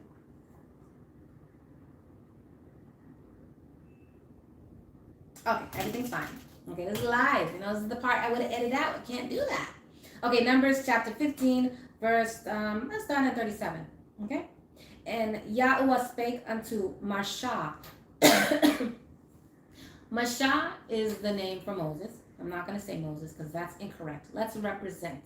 The people in the scriptures, their names are being butchered according to the translators who don't know our language. We can't allow the translators to teach us. It's your responsibility to know your stuff, and you are responsible to guard the scriptures and the Torah laws, okay? So you can't let it be that other guy's problem to refute somebody.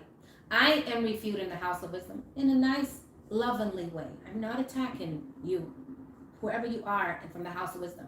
I am basically showing you my take on the scriptures, and I'm showing you with evidence according to the language. Now, please make your video debate with me. Let's converse, but do not insult me or my person, because that will show that you've lost the debate and you don't have wisdom. That is the rules of debate. Look it up.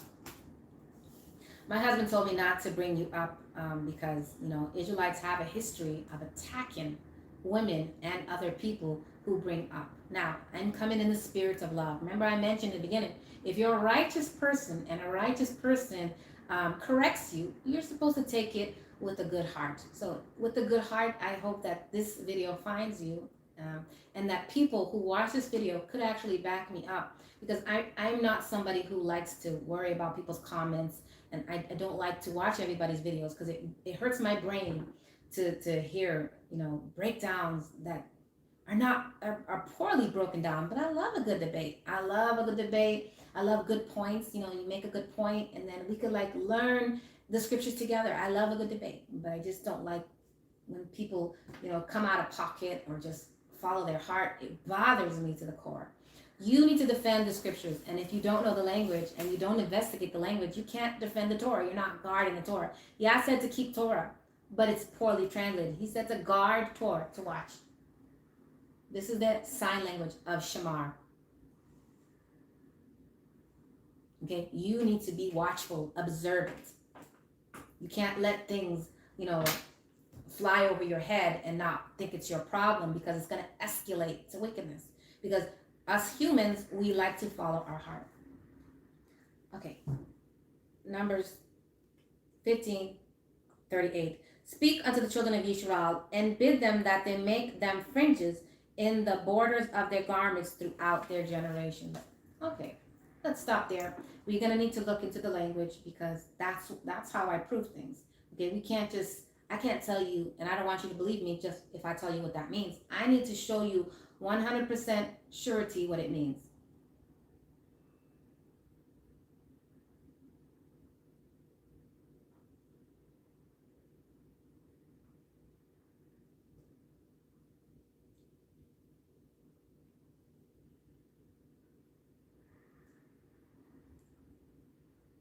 Going into Bible.cc. Okay, let's see. I think I already have it up on my phone. Probably went away. Okay, let me get it again. Numbers.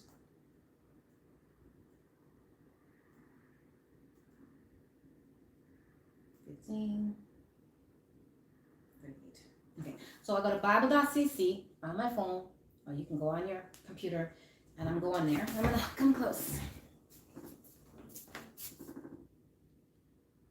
Okay. Let's see. Speak the bar to al bani. Thus, it says the sons, but it actually says sons. Bani is simply sons. Yeshar'al. And tell. That word is, it could be said, it could be tell. U amar at. Them to make. See the word Aishu? Aishu is Esau. It says and Aishu, and make. Okay? So Esau is named, his name actually means to make, to do. And so we see that word again. So I just wanted to bring that to your attention because I mentioned it earlier. And so they translate it as make. So his name does mean make and do. And there's a connection there. But at this point, I didn't fully bring out the word Esau. I'm gonna have to bring it out in a different video. I actually did bring it out in another video on my other page. I'll have to put a link if you want to know what Esau, the pure and breakdown of the word Esau another time. So right here, zitzats. Okay, so make for them zitzats. And you see that word? Aisle. Aisle means on. Okay, so zitzats, on. See, it says corners. Kanapi. They translated it as corners. I'm going to review zitzats, which is translated as tassels, and the word corners. But let's continue with the verse. It says, of their garments, okay? Throughout their generations, la'ai ulam, wait, that's a different word, okay? And put on, they translate in, but that aisle is actually on the zitzats, the corners. See, the word corners is kanap. It's actually not corners. They translated corners, but I'm going to show you it's not corners. And then it says a thread. That word does say thread, but it also could mean a line. It could mean a cord. And it says takalat. Takalat. They translate it as blue. So there's a few words. This is a big study. I gotta prove to you that the word tassel is actually a tassel, because it is a tassel and it is a fringe. And I'm going to show you in a hand sign. I'm going to break down the word kanap. They translate it as corner, but kanap, it doesn't mean corner. Okay, I hate to break it to you, but it does not mean corner. The hand sign does not show corner. And then I got to show you the thread, the hand sign for thread, and I got to break down the word blue. Okay, so I'm going to use my trusty scroll here to do this, because I can't put up the words up on the screen. So if you could be patient with me, I'm gonna, gonna break it down. Okay, so I reviewed each word according to what it says in the Hebrew, and I used Bible.cc. You can do it too. Click on the tab that says Hebrew, and you can follow along with me. Okay, so speak to the sons of yeshar'al and tell them to make for themselves zitzats. I'm gonna go get an outfit with fringe. I can't show you on my skirt. One second, let me show you.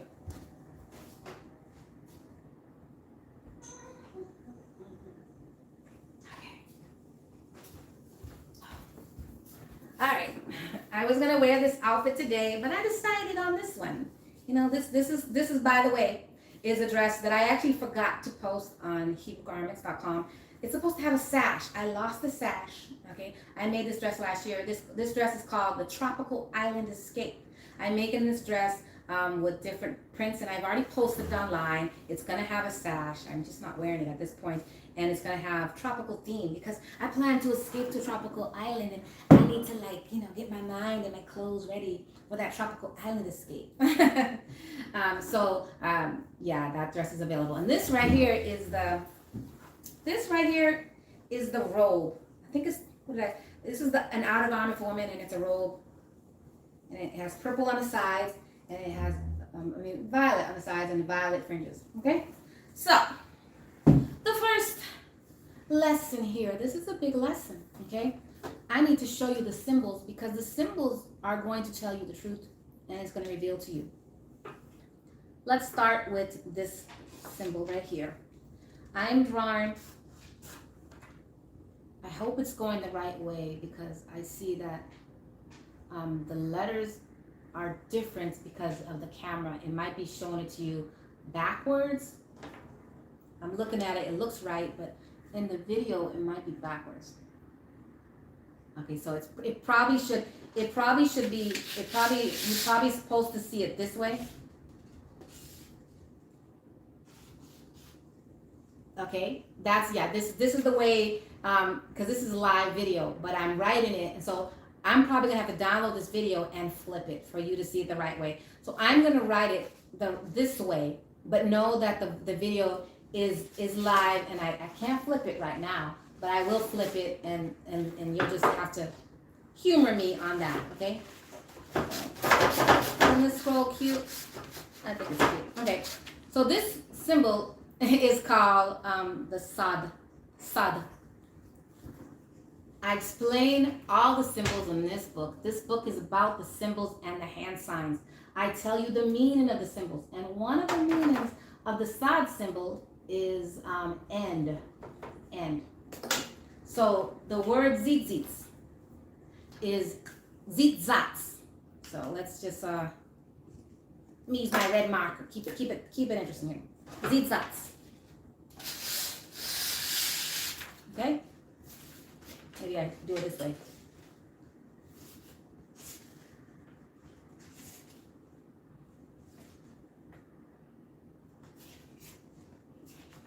Hope you can see it. Oh, the red marker's not working to my liking. I know I got a pink one up in here. Table's getting messy. Okay, you're just gonna have to use black. I wanted to make it colorful for you, but clearly, oh, here's my pink one. There it is. It holds. I didn't even see it. Okay. I am writing in the Monocoty symbol zit-zats. This is going to prove to you. I don't even think you can see it. Okay, you know what? The black just worked better. We're just gonna have to stick with black. I can't see it in the video, so maybe you can't either. Okay.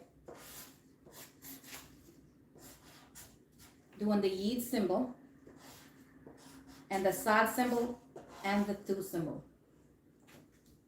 Okay, so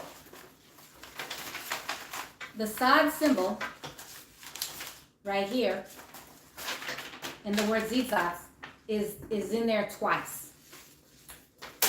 The sad symbol means end, and if you notice on the end of my garment, this is where I put the zit-zats. And this is how you sign sad. There are other ways to sign sad, but if you notice, it looks like the symbol. Okay? I'm drawing out the symbol. Look at the fringe. It's right here. Okay? So when I have to signal the fringe, the sad symbol communicates the fringe. Okay? Now we have the yid symbol.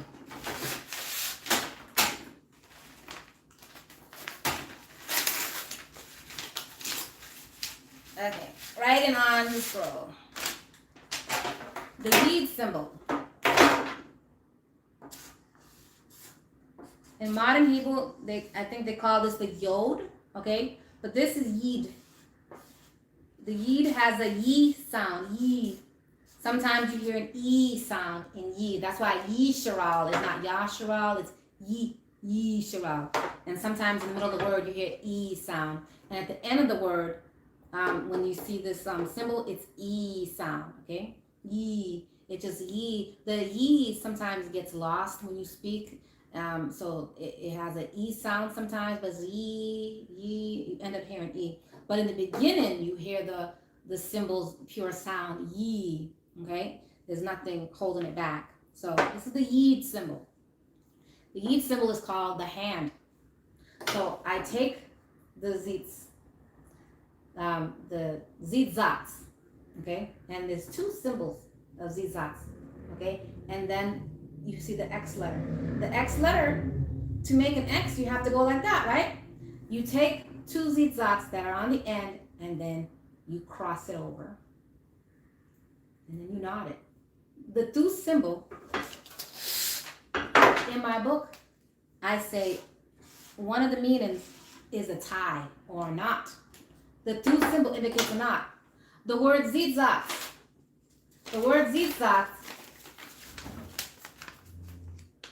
is an instruction on how to make a tzitzit or a zit-zat. Okay, see how I knotted this? Let me see if I can unknot it to show you. The instruction looks like I can. Okay, take it out. See if I can take it out. I'm going to show you the action of the symbols. The symbols, you know, they come from hand signs. Okay, the words come from hand signs. Here we go. So here's the fringes, okay? It's the symbol said for me to, on the side, to grab it with my hand. The yid symbol means hand. So we're going to grab it in my hand, and then we're going to take the tzitzit, and we're going to knot it. We're going to cross it. So, do you see the cross? Do you see the cross? There's the cross.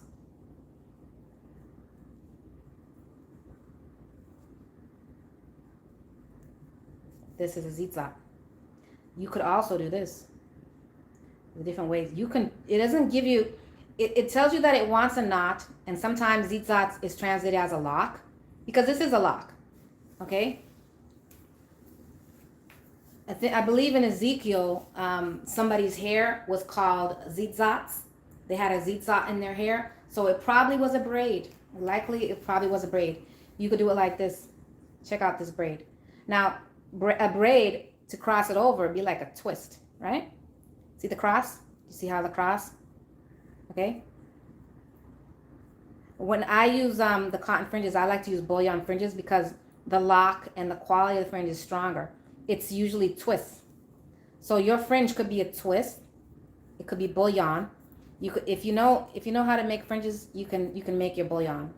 Watch how I make my bullion fringe right. I can make bullion fringe with this. I don't, but you can. This is how you make the bullion.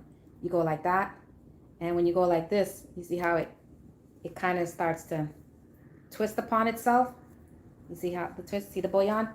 It locks itself in, it crosses itself. The bullion fringe crosses itself over and over and over. It's really a strong fringe, okay? And there's many different ways you can tie your fringe, okay? You just have to lock it. You have to cross it over. The tu symbol, which is the X looking symbol, is a knot. It crosses it over. You could cross it in a twist. You could cross it going under. Many different ways to make your fringe. So there's no specific way to make your fringe. You could do whatever you want. You can, when I say whatever, you just have to make sure there's a knot in it. So the instruction, when the fake Jews, they do their 4-corner tassels, and that is a fringe. Those tassels they do, it is a tassel and it is a good fringe, but they don't have enough of it. You got to put it throughout the corners. It said corners, but it's actually, the word is extremity, and I'm going to prove to you according to the symbols, just like I proved to you the fringes. Look how when I braid. When I do braids, I'm using 3 of the fringe, and you could do a fringe in a braid. Check out, and it's really pretty. This is more time consuming to do a braid. So I could do a braid, look at that. But this is a strong fringe. You do a braid, and to hold the braid in, you'd have to do like a little twist. Oh, this. If you have the time, you could make your fringes look so pretty and stronger. Look at that. So I did a braid, and then I did a knot. That right there is more, this is a stronger fringe than this. Okay, so if you have the time, and you can braid it in, and then knot it up. Look at that. That's a strong zitzat. So zitzat, according to the symbol, okay, this right here is on the end, okay? You're not gonna fully know or understand the sod symbol, unless you read my book. I'm the only one, I'm the one who revealed that the language is based on hand signs, and it's from hand signs. The origins of pretty much almost all human language comes from Manakati. Manakati is the language of Noah and his 3 sons, okay? And so we still utilize the Manakati symbols. Look at this. This is a marker and the word expo. See right there? That is what they call the hay symbol, but the tail is cut off. And we call that as an E, but in the Manakati, it's called abal. Look at the tu symbol. The tu symbol did not change. The Ra'ash symbols call the head, but look, they, instead of it being a point, they rounded it off. But that is from the Manakati symbol. It's supposed to be a point. The Ayin symbol, we call it the O, but this is Ayin because it looked like an I. Okay, so the Manakati symbols is in the English language. It's in the Greek language. The symbols, the languages, you could see the Manakati symbols in the ancient version of Greek. In the ancient version of Latin, you'll see the Manakati symbols there, you know, because all the sons of Noah spoke Manakati. Manakati is the language of the world, okay? That's the language that we're going to be speaking Manakati in the kingdom. When I say kingdom, I mean when the Israelites take control of the earth, when Yah provides it for us. Yah said that the Israelites will not have deception, will not speak any lies. Without knowing the Manakati language, we're lying. Without understanding that Jeremiah 17:9 is a real thing, we lie to ourselves, and then we don't even know we're lying. You know, some brothers, they seem so sincere in their lies because they deceive themselves, and in their sincerity they deceive you because you did not study, unless you did study. And if you studied, you would question things. So here it is. I just showed you the word for fringe in the scriptures, and I proved to you using the hand signs and the symbols. You're going to have to study the Manakati symbols. You can go to primitivesignlanguage.com if you would like to buy this book and support my efforts. If you go to Amazon, I will gain some support, but I will not gain that much. You're going to be helping Amazon when you go to Amazon. You can buy my book in a bookstore. There is a hard copy, but I can get you a hard copy of this book by visiting Primitive Sign Language. If you truly want to support my efforts, you will go to my website, Primitive Sign Language, because Amazon.com didn't make this video. The bookstores didn't make this video promoting my book. I made this video, and to promote the book, and I need monies to continue to teach it to you. And when you don't buy it from my website, you support the big people who are making all the money, and you're not really giving me support. And I need money to be able to continue to teach things and to provide more books and more information. I can't do this work without your support. I can do it slowly without your support eventually, but if you want the information and you truly want to support me, get it from my website. Don't cut me out. Get it from my website. I give you free shipping. So I proved to you with the symbols. Now, the brother from the House of Wisdom, he used the word kanap. Let's go into the next Manakaki word, kanap. Kanap is the word that they translated as corner, but it's not corner. And I've already introduced to you guys the word kanap in other videos. My other YouTube page, which is called I Thoughty, I showed you the hand sign of kanap already, but I'm going to show it to you again in this video. This is kanap.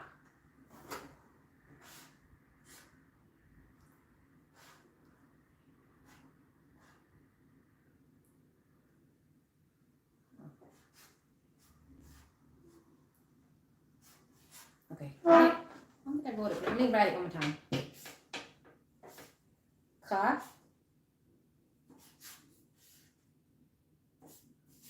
Ka. Na. Okay. This is how you hand sign kana. You have to use two hands. Ka, the cup symbol. It goes down and then it comes up. And then the paw symbol opens. Notice the paw symbol's wide. What did I just do? I just outlined a bird, the edges of a bird, okay? Ka, na, also means wing. I just showed you the wing of a bird, okay? So I just gave you a visual presentation of kanap. Has anybody provided that to you? Has anybody explained to you the origins of kanap? Well, kanap is communicating the outline of the bird, and it's the wing of the bird. Okay? Now, the wing being the extremity of a bird gives you the information of this, of where to put your zitzats. The zitzats is not on the corner. That's why I said the word kanap was mistranslated as corner. There are many words that can be used for the word corner, and kanap in the hand sign does not indicate a corner. It indicates extremities. And so let's go into the language by going to Bible.com just for confirmation. Let's see. Okay. So I click on Strong's 36 and 71. And it says wing and extremity, not corner. So why did the King James translate it as corner, or whatever Bible you're reading? Why did they translate it kanap as corner if here it is wing and extremity? I just drew the picture of a wing in the hand sign, and I told you it meant extremity. The word kanap was translated many times in the scriptures. Bird. Let's see, they translate it as wing. The skirt is the hem. The word kanap means hem. I thought he is a lawyer for the Torah clothing laws. Ah, thank you, sister. Okay, I saw another message. Somebody say shalom so I could see some messages. Someone say shalom so I could see what you said, because I'm close so I can see the comments. If I click comment, will I see it? Oh, I see some. No. Okay, I can't see the comments. Live chat, all messages are visible. So let me see. Okay, if I go like that, I can see all the comments. Okay.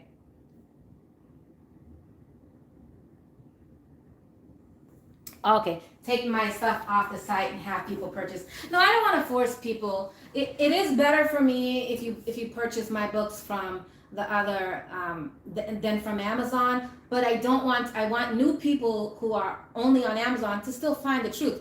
I'm just saying, if you happen to get the information of the language of my books, you just support me directly. Don't go to Amazon. Don't cut me out. You really shouldn't cut anybody out. Like, if someone sells a product, you really should go to their website, because Amazon is getting big and they are going to be the new slave masters. They're going to hurt us with us. I shop at Amazon all the time, and I want to try to shop toward other people directly, but it is so convenient. I understand it. If you have to, you have to.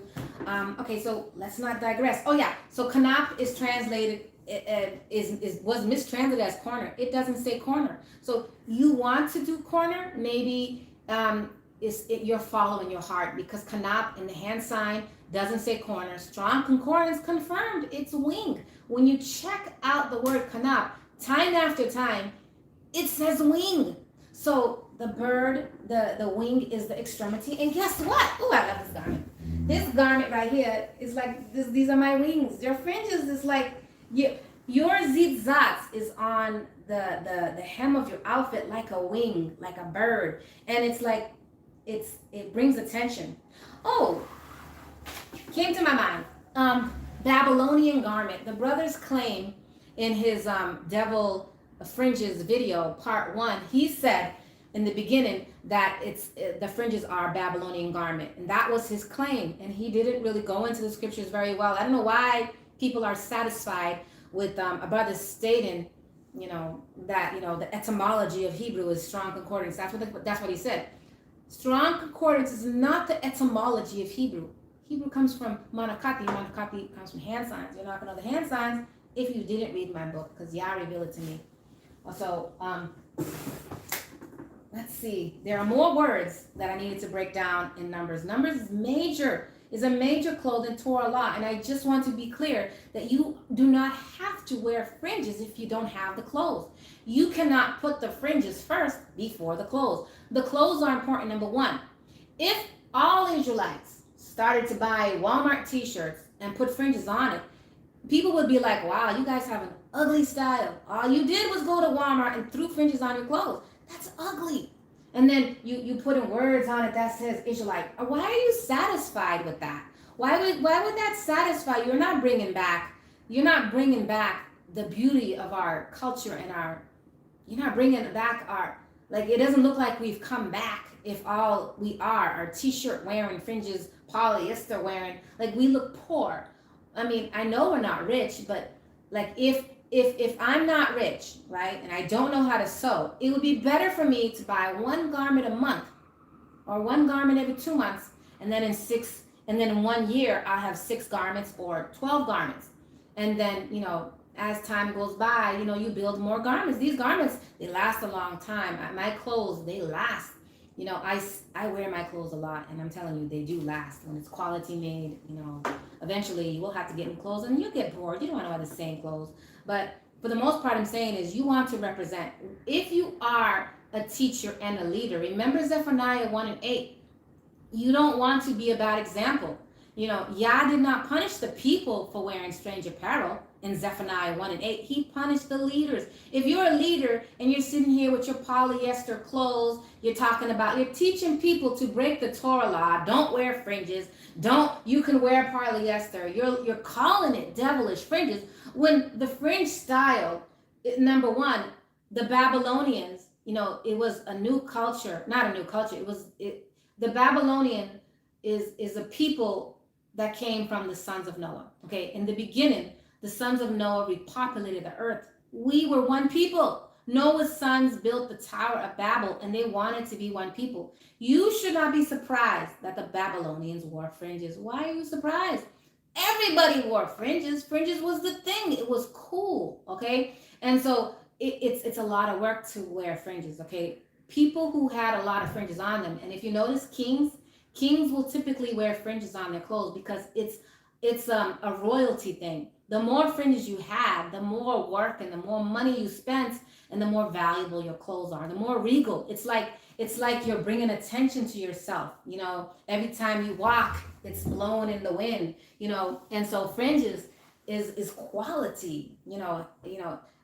I just did a yard sale, okay? And I sold clothes, some new for $5, $1. And then I said, if you want fringes, $10 more. that really upped the price. I sold the garment for $1, but then to add fringes was 10. And so it's like, fringes are not cheap. It brings, although I did sell the garment cheap, to me to add fringes was money. So fringes, it adds quality to your garment, and it brings a look. We are known for having fringes in our clothes. Don't do the fringes poorly. Don't wear just any fringes. The fringes, we learned, is supposed to have a through symbol in it, a knot, a twist, something that ties, okay? And so there's no implication on how you want to do it. If you want to have bullion fringes where it twists, it's still a tie. It still makes the X in the symbol, or where it knots, it goes in each other, it knots. As long as you're knotting somewhere in your fringes, you could design it. There, I think it's called okay, I don't know the word, but there's a technique where you make fringes, and you do it special. Let me show it to you. Let me go get it.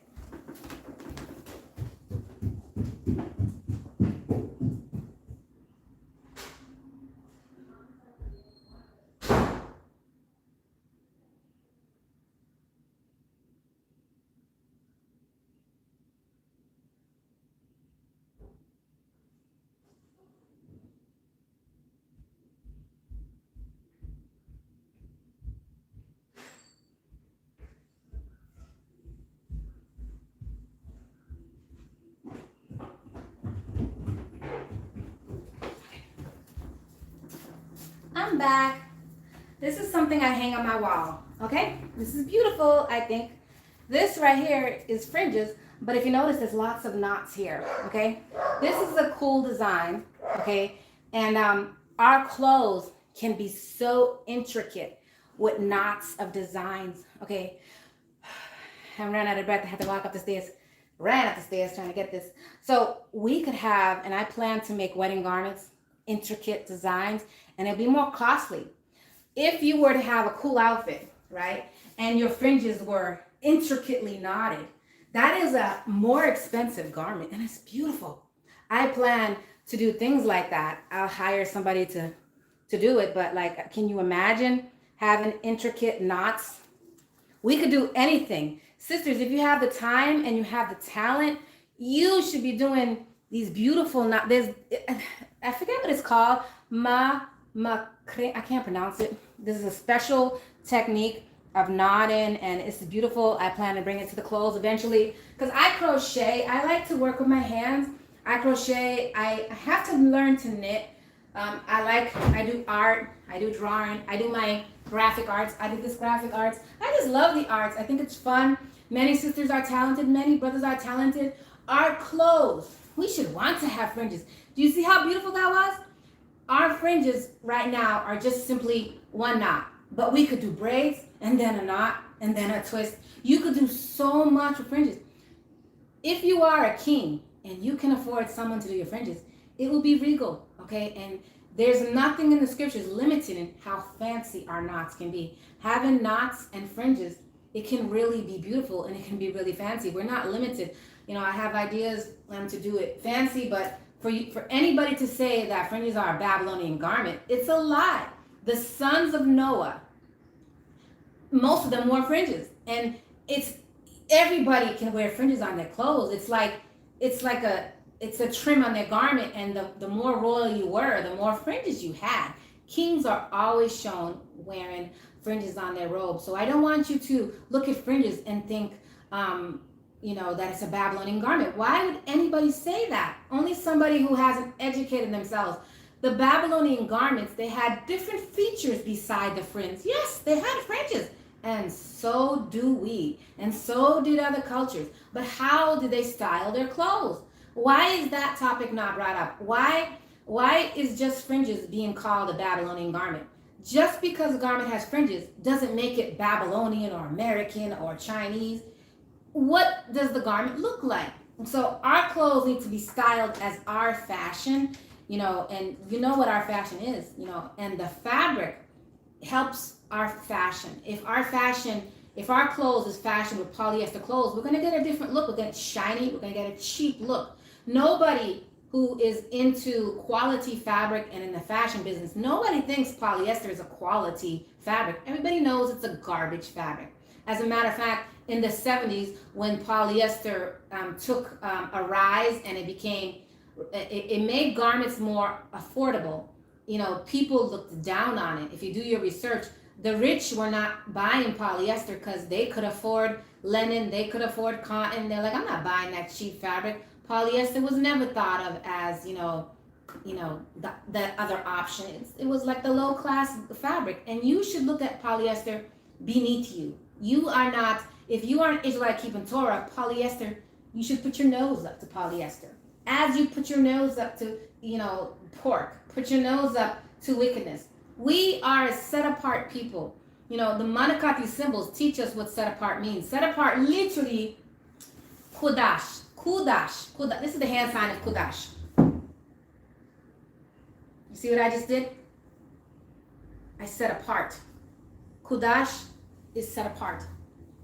A broke, okay? The coop symbol, in words, go check it out.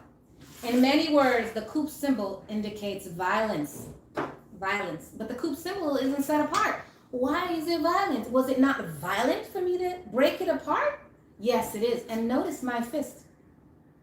Coop. Okay? Kudash. The hand gesture that I just did, it came from the word kudash. I'm going to write the word kudash.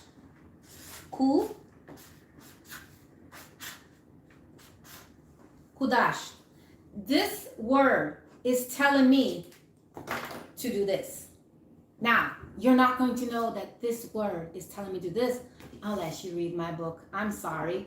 I'm not going to sit here and break down each symbol like that, because to make a video concerning each symbol, you're looking at an hour each, okay? And I'm not going to downplay, I'm not going to misrepresent any of my symbols.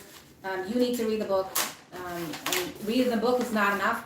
You need to actually watch videos on manakati.com to learn the meaning of the symbols and how I sign it for you to understand. This is our language. This is the language of Noah's and his 3 sons. This is the origin of ancient Hebrew. You should know how to sign the words, and when I sign it, what it means, and when you see a symbol, what it means. Note how often the coop symbol is in words to communicate violence. Okay? It also has other meaning. Look at the coop symbol. Okay? The coop symbol is a hammer, is a sledge. It's violence. Okay? There's more to the coop symbol. Okay? More to the coop symbol. There's more to lots of symbols. You should want to know the symbols. Okay. Next, the word. We learned about the zitzats, how we tie it. The symbols communicated it. We learned about kanap. Kanap doesn't mean corner. When you look in the Strong Concordance, it doesn't mean corner at all. Strong's 3671, it doesn't mean corner. Now we're going to look at the word patil. Patil, let me look at the word to see how we sign it. Okay, patil. Okay, patil is signed like this.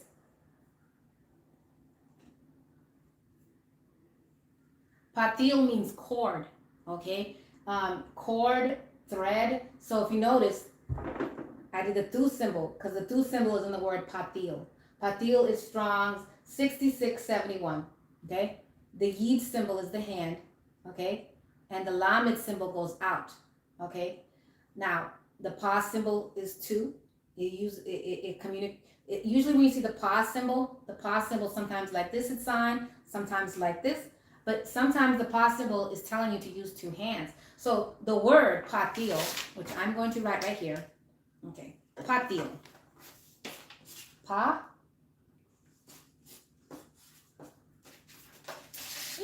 Til. This word patil is telling me how to do the hand sign, okay? And the hand sign is communicating to you what patil is.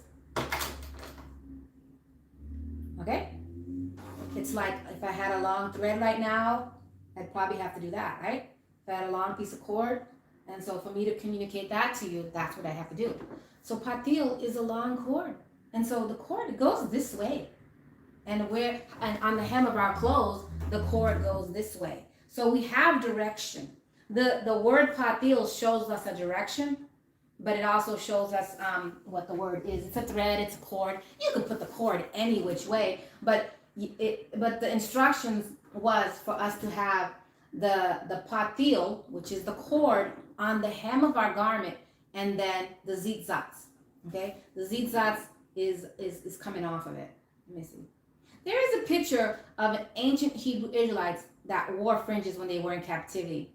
Okay, and this picture's on my website. I will see about putting it. I'll put it in this link. I think I'll try to put it in this link. We're almost done. I'm gonna try to put it in this link, and you could see how the ancient Israelites wore their fringes. So there's pictures of us wearing fringes, and we pretty much wore it all over the hem of the garment as confirmation. Let me go back into those scriptures. It says zitzats on the kanapi, which is all throughout the hem. So it's multiple hems. The E symbol, the yid symbol in the end of kanap communicates plural. So on all the hems of our garment, let's see, throughout our generations, put on zitzats on the kanap thread, okay? The thread of takalat. Okay, now we're going to the word blue. The word blue is takalat. This is super important. Takalat. Spelling it. Ta. Ka. Lat. Takalat. Takalat is the word from Strong's 8504. Okay? This is we're finishing up. Strong's 8504. I'm gonna click on it. Okay, what does it say? Oops, go click on summary. Click. It says takalat is a violet thread. Now, why did the King James translate it as blue? We need to ask these questions. You don't want to believe me because I just showed you. No, we need to ask these questions. Well, the King James was written in Old English. Old English, as you know, you should know Old English came from the German language. And if you look at the German language, Old English, you would not even think it's Old English. You would think it's a foreign language like you've never seen before. The words in Old English look so different. Look at an Old English King James Bible or an Old English William Shakespeare book. What is that? What is that? Like the words, the letters, they look weird. Like it doesn't even look like English. But Old English is a new language. They added Spanish words to English, French words. Hebrew words are in English. Okay, many words that come from the Hebrew language are in the English language. So the modern English as we know it had assistance from other languages. This is why English is being portrayed as the universal language. Every foreign country will try to teach you English, and you have to know English to become successful, because this is going to probably be the New World Order language. The English language is a mutt language. And so the reason why I'm saying this is the word blue was a limited term in their newly developed language. Violet was blue in Old English. Roses are red, violets are blue. So what color is violet? In Old English is blue. I used to say that stupid rhyme when I was young. I'm like, but violet is purple. Like I didn't understand how violets could be blue. Like it took me years to be like, why is that rhyme? Like, are they dumb? Like they're not dumb. Old English, violet was blue. Okay, there's much proof to indicate that the color is violet. I will continue because this is the language. Takalat. We got our takalat from a people who were called the Tyrene. The Tyrene people, they were translated as the purple people. So they were people who provided the Israelites dye to color their borders the borders of violet, of takalat, and they were called the purple people. They made their money off of violet. Violet was expensive. It came from snail, okay? The snails that makes the purple color, they naturally make a violet color. Now the fake Jews in their Talmud, which is a wicked book. Everybody knows that book is wicked. In their book, it says that the color is supposed to be blue, and some Israelites will follow them and believe it's blue, and then see King James says it's blue. Ignore the Hebrew that says violet, and ignore the research, or not even look at the research. I'm telling you to look at the language. The language in the Hebrew and in the concordance confirms it's violet. The people that the Israelites got their dye from were called the purple people. They provided the Israelites with the dye. The snail that the purple people used to give us the dye, the snail always, when you tickle them or you scare them, they go boop. They will squirt out purple, and the purple was beautiful. And this is what they sold us. Some people will say that the snail is unclean. We're not eating the snail. We're using the dye. Okay, so let's not get it twisted. The snail is unclean to eat, but the dye can be used for our clothes.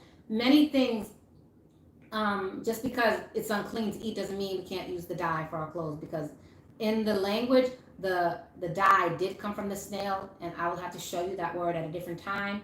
The word, I didn't write it down for this lesson. I don't want to take too much time because I'm almost done here. This is taking a long time, this video. I got stuff to do. I know you got stuff to do. Maybe half of you guys are gone now. I don't know. But they were called the purple people. Let me see what else I can say to convince you. Oh, blue. Blue was a color easily obtained. You can get blue from anything. As a matter of fact, the spiritual meaning of blue is when you think of somebody being blue, oh, are you feeling blue today? Oh, you're blue. They're sad. In German, the term blue meant drunk. But you got to ask yourself, why did the term blue mean drunk? Well, according to my research in this language, was that for the Germans, let me see the comment. Let me see here. Sister, where would you recommend getting the shofar from? Okay. Well, I forgot where I got this shofar. I would recommend you get it from an Israelite. And my husband is actually going to start making this. You know, we need to get stuff from our own people, and we plan to, we should be striving. Who's going to make us a menorah?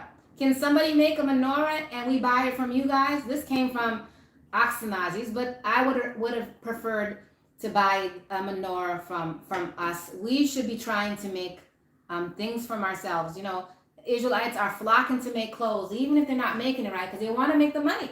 They want to profit off your ignorance. They're not teaching the Torah clothing laws. You know, I'm supposed to be sewing today, and I hope the customers that are watching this video, you're not mad at me. I had to do this video.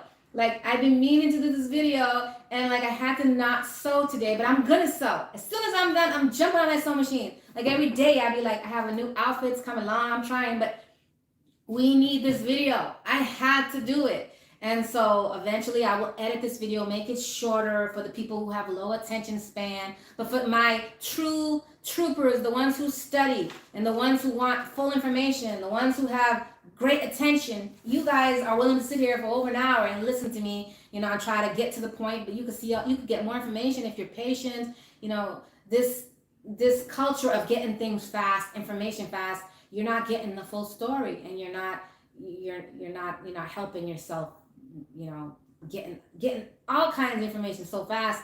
And you know, we just need to take our time to receive the information. When I wrote my book, Primitive Sign Language, I wrote each symbol has a chapter. I don't want you to read the whole book through. I want you to learn about a symbol, put the book down, and go to sleep. All day, think about that symbol, then go to sleep. I want you to learn about symbol one day at a time, so Yah can communicate with you, so you can start to see the symbols in daily life. Because when I look at the symbols, oh, you should see how to hand sign shofar. The way you hand sign shofar looks like I'm blowing a shofar.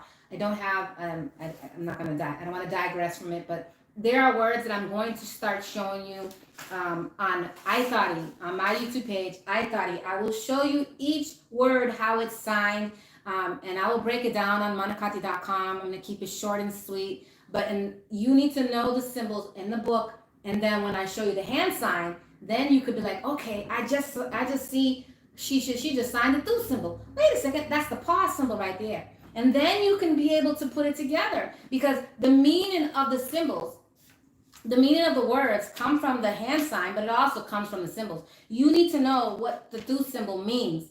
Okay, I can sign for you the thu symbol, but it has meaning. The thu symbol is a mark. A mark is a sign. A sign is usually indicated by an X. Even today, we put an X on a contract sign here because a mark is a sign. Why do all over the world we put an X on a piece of paper? Because it's a sign. And in the Monocoty language, it's a sign. Okay, look up the word sign in ancient Hebrew. The thu letter is there. I've never not seen it there. Whenever you talk about a sign, the thu symbol is just there. It's just there because it's a sign.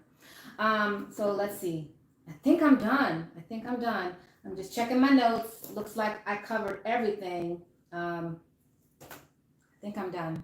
Do you guys have any questions for me? I'm gonna come close to the comments because the comments will disappear when I upload this video. Anybody have any questions? It's going on 2 hours.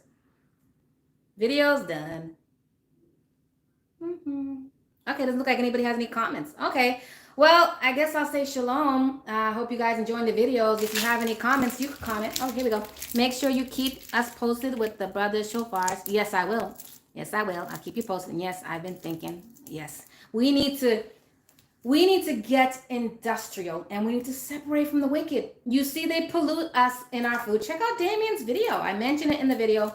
In this video, I will put a link for Dameons' video. It was a good video. He put a video about the unclean foods, and you know what? He didn't mention that this world is making our food unclean. Okay, what does it say? Do you do 6? I don't know what that means. 6 or 7. I don't know what that means. 6 or 7. But in his video, he mentioned how the world. Okay, wait. Where you good places to get quality material skirt, not polyester. Okay. Well, you can.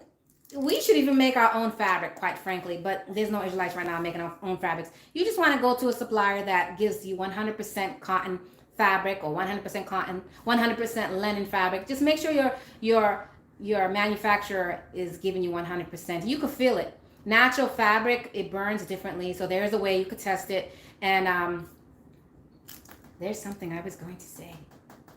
Oh, a warning for you. Sometimes they'll say a fabric's 100% and they're lying. Now, when it has thread on it on the outside, like a special like embroidery, the clothing law, the 6th and 7th clothing law. Oh, the sixth law was the fringes. The 7th law was the borders of violet. So on your Hebrew clothes, on your Israelite garment, that was made by a Torah compliant person, that's unisex, that's not mixed, you need to have a violet ribbon and then the zitzats, okay? So I made these 2 separate clothing laws because, you know, some people are just wearing zitzats. Some people are just doing ribbons. We want to make sure we do zitzats and ribbons on our clothes. So no pressure. Don't let nobody tell you you're supposed to have fringes. No, you're not supposed to have fringes. You're supposed to have set apart clothes first, then fringes. Because the fringes cannot go on anything. You can't just have fringes in your hand and think you're going to keep the commandments. You have to have set apart clothes because you are identifying, you're letting the world see who you are by your outer garment. Our outer garment needs to be set apart because we're set apart. Yes, it costs money. It costs money to be set apart. It's work. But don't you want to wear clothes that is beautiful, like it's cotton's quality? When I throw away my outfit, eventually I have to throw it away. It's going to get old. I'm not polluting the earth. Don't you want to know that you're not polluting the earth? If you're short on fire, wood for fire, you could burn this outfit and not pollute yourself. It's cotton. But you can't say that about polyester. You're going to make everybody sick if you burn polyester. So we need to be mindful that being set apart is actually the price of set apart food is the real price of food. The price of set apart clothes is the real price of clothes. So we're not paying the true price. The price of labor that I charge for my clothes is the real price of labor. I'm sorry, but the Chinese woman that made your Walmart t-shirt for $2, she got paid 30 cents for that day. That is not fair labor. That's slave labor. The poor people in India, they will be away from their children for months on end and go to a factory, work 12 hours just to make what, $5 in a week? Do you think that that's real money? That's real money? They're slave, okay? So the money that you're paying to Target, to Walmart, to buy Tommy Hilfiger. They're profiting a lot when they make their clothes. When I make clothes, sometimes more than half, but at least half the money goes to the fabric. You're talking a lot of money. Go look how much a fringe is by the yard. Usually a garment costs 2 yards of worth of fringes for one garment. And so how much is cotton fringes? It's way more than polyester. This is why Israelites are going towards polyester. And I told somebody this. I have been in this truth since 2004. Wait, 1994.